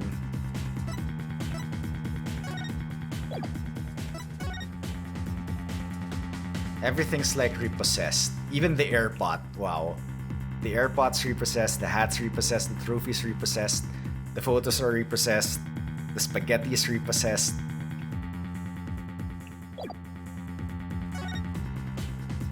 Charlie's repossessed. No.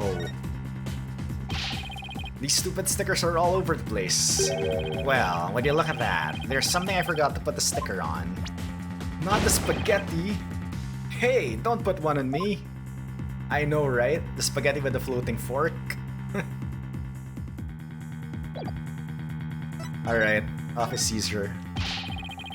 What are you gonna do with all of her stuff? Sell it, of course. Every last bit of it. That's why I'm seizing everything. And I'll take this little office of yours too. You think you can just waltz in here and do whatever you want? Indeed I do, unless you write whatever warehouse joker's got 3 million already. That I know then, because I gotta recoup my money somehow. After all, the entire program went south because of Trucy. It's called liability for compensation, and this infantile agency is the liable party. Why, you black-hearted. Hey Apollo, what about the crooked clipboard? It's no good. We don't have any proof that Rettens was behind it. Darn. Heh, you're gonna have to do better than that, folks. Looks like the famed Mr. Wright left behind nothing but incompetent noobs to run things. No way, he was counting on Mr. Wright to be away for this plan of his.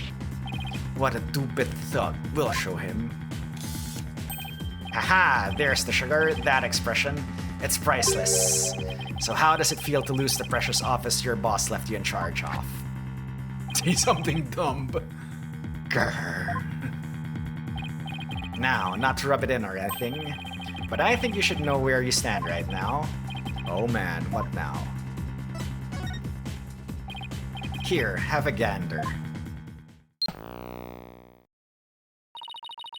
The trial of young up-and-coming magician Trucy Wright is scheduled for tomorrow. We're here just outside the office of the suspect, hoping for an exclusive peek inside. What? Is this live?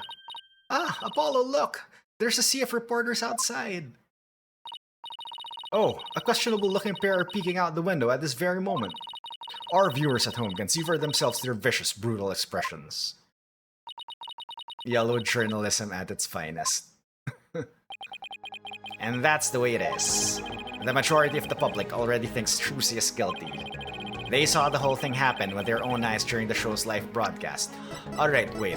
I think I still haven't, examined the show footage. This should just be the same, right?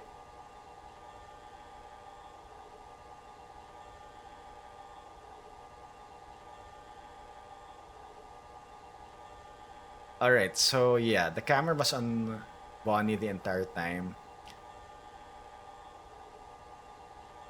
Okay, there was the shadow. We don't know if that was a hat or something else. Right?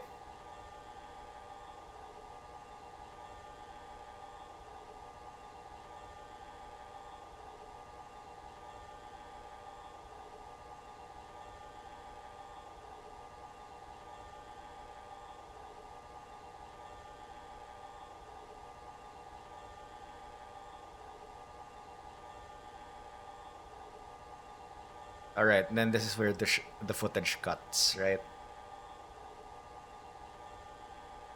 Yep. Alright. Alright. They saw the whole thing happen with their own eyes during the show's live broadcast.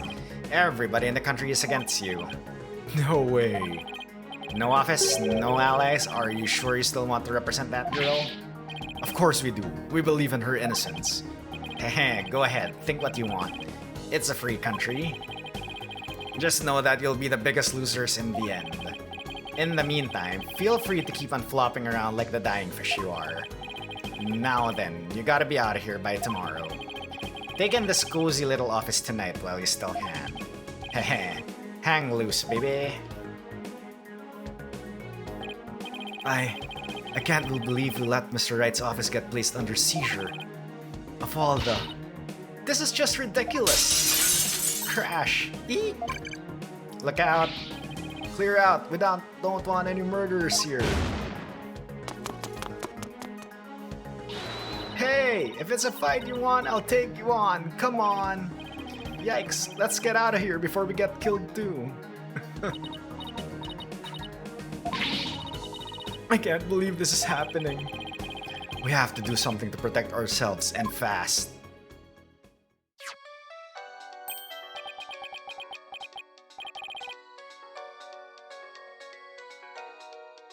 What a ringtone. It's Mr. Wright. Apollo, I got your messages. How is she? Is Trucy okay? She's not crying, is she? Does she have a lawyer? Mr. Wright, it's all a giant mess. Poor Trucy. And the office. Our office. Apollo, okay.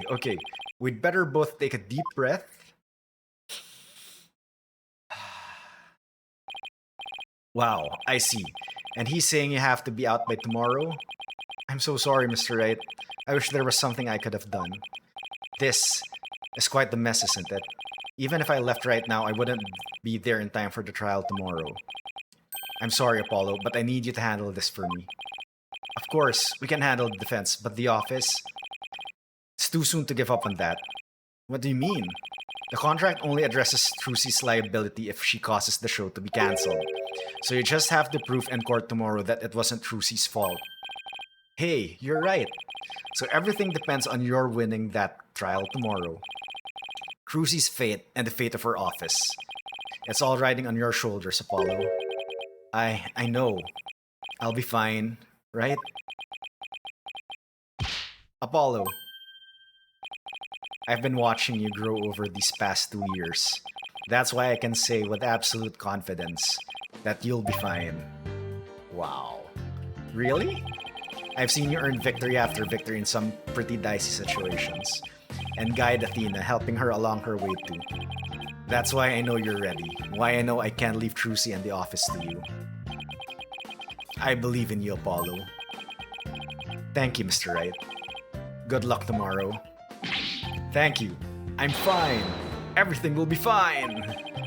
You can call me anytime you feel you need to, but I'll be fine on my own, right? Yes, I think so too. I can do this.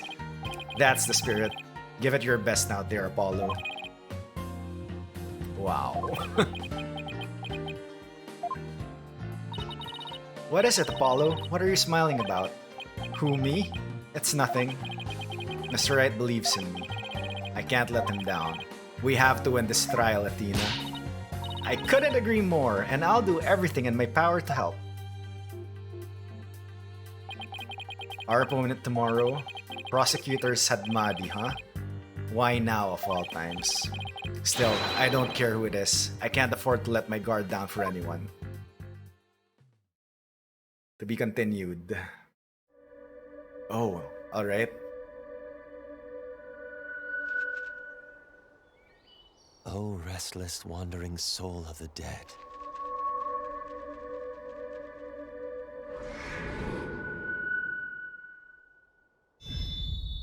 Prosecutor Sadmati. Oh. Sorry to disturb you, but I figured I should tell you. The lead attorney's been decided. It's Apollo Justice. Apollo Justice. Looks like there's some history to be continued. Alright, I think we'll end here for the night.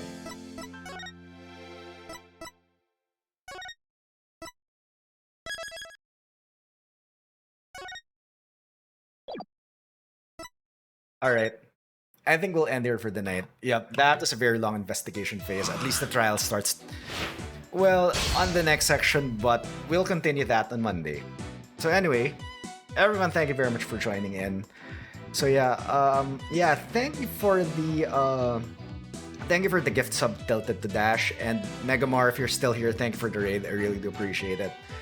So yeah, as for schedules, tomorrow I'll be off. On Saturday we do our usual Mario Maker troll levels. Then on Monday we continue this. Let's see what the history between Apollo and Sadmadi is. It looks like there's some. Alright. Yeah, again, everyone, socials. Hope you can check it out. Hope you can check the YouTube page. We are nearing 500 subs. Hopefully, we could get there soon. And yeah. Alright, let's find someone to raid. Who is on tonight?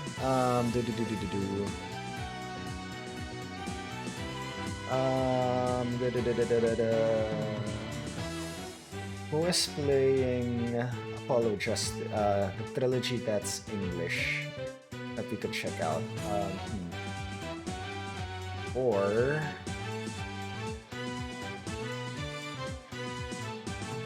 we could check out Wily.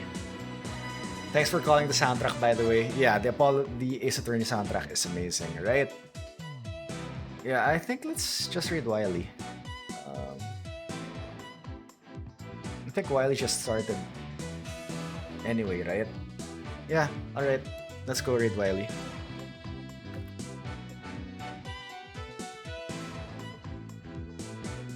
Yep, let's go read Wily.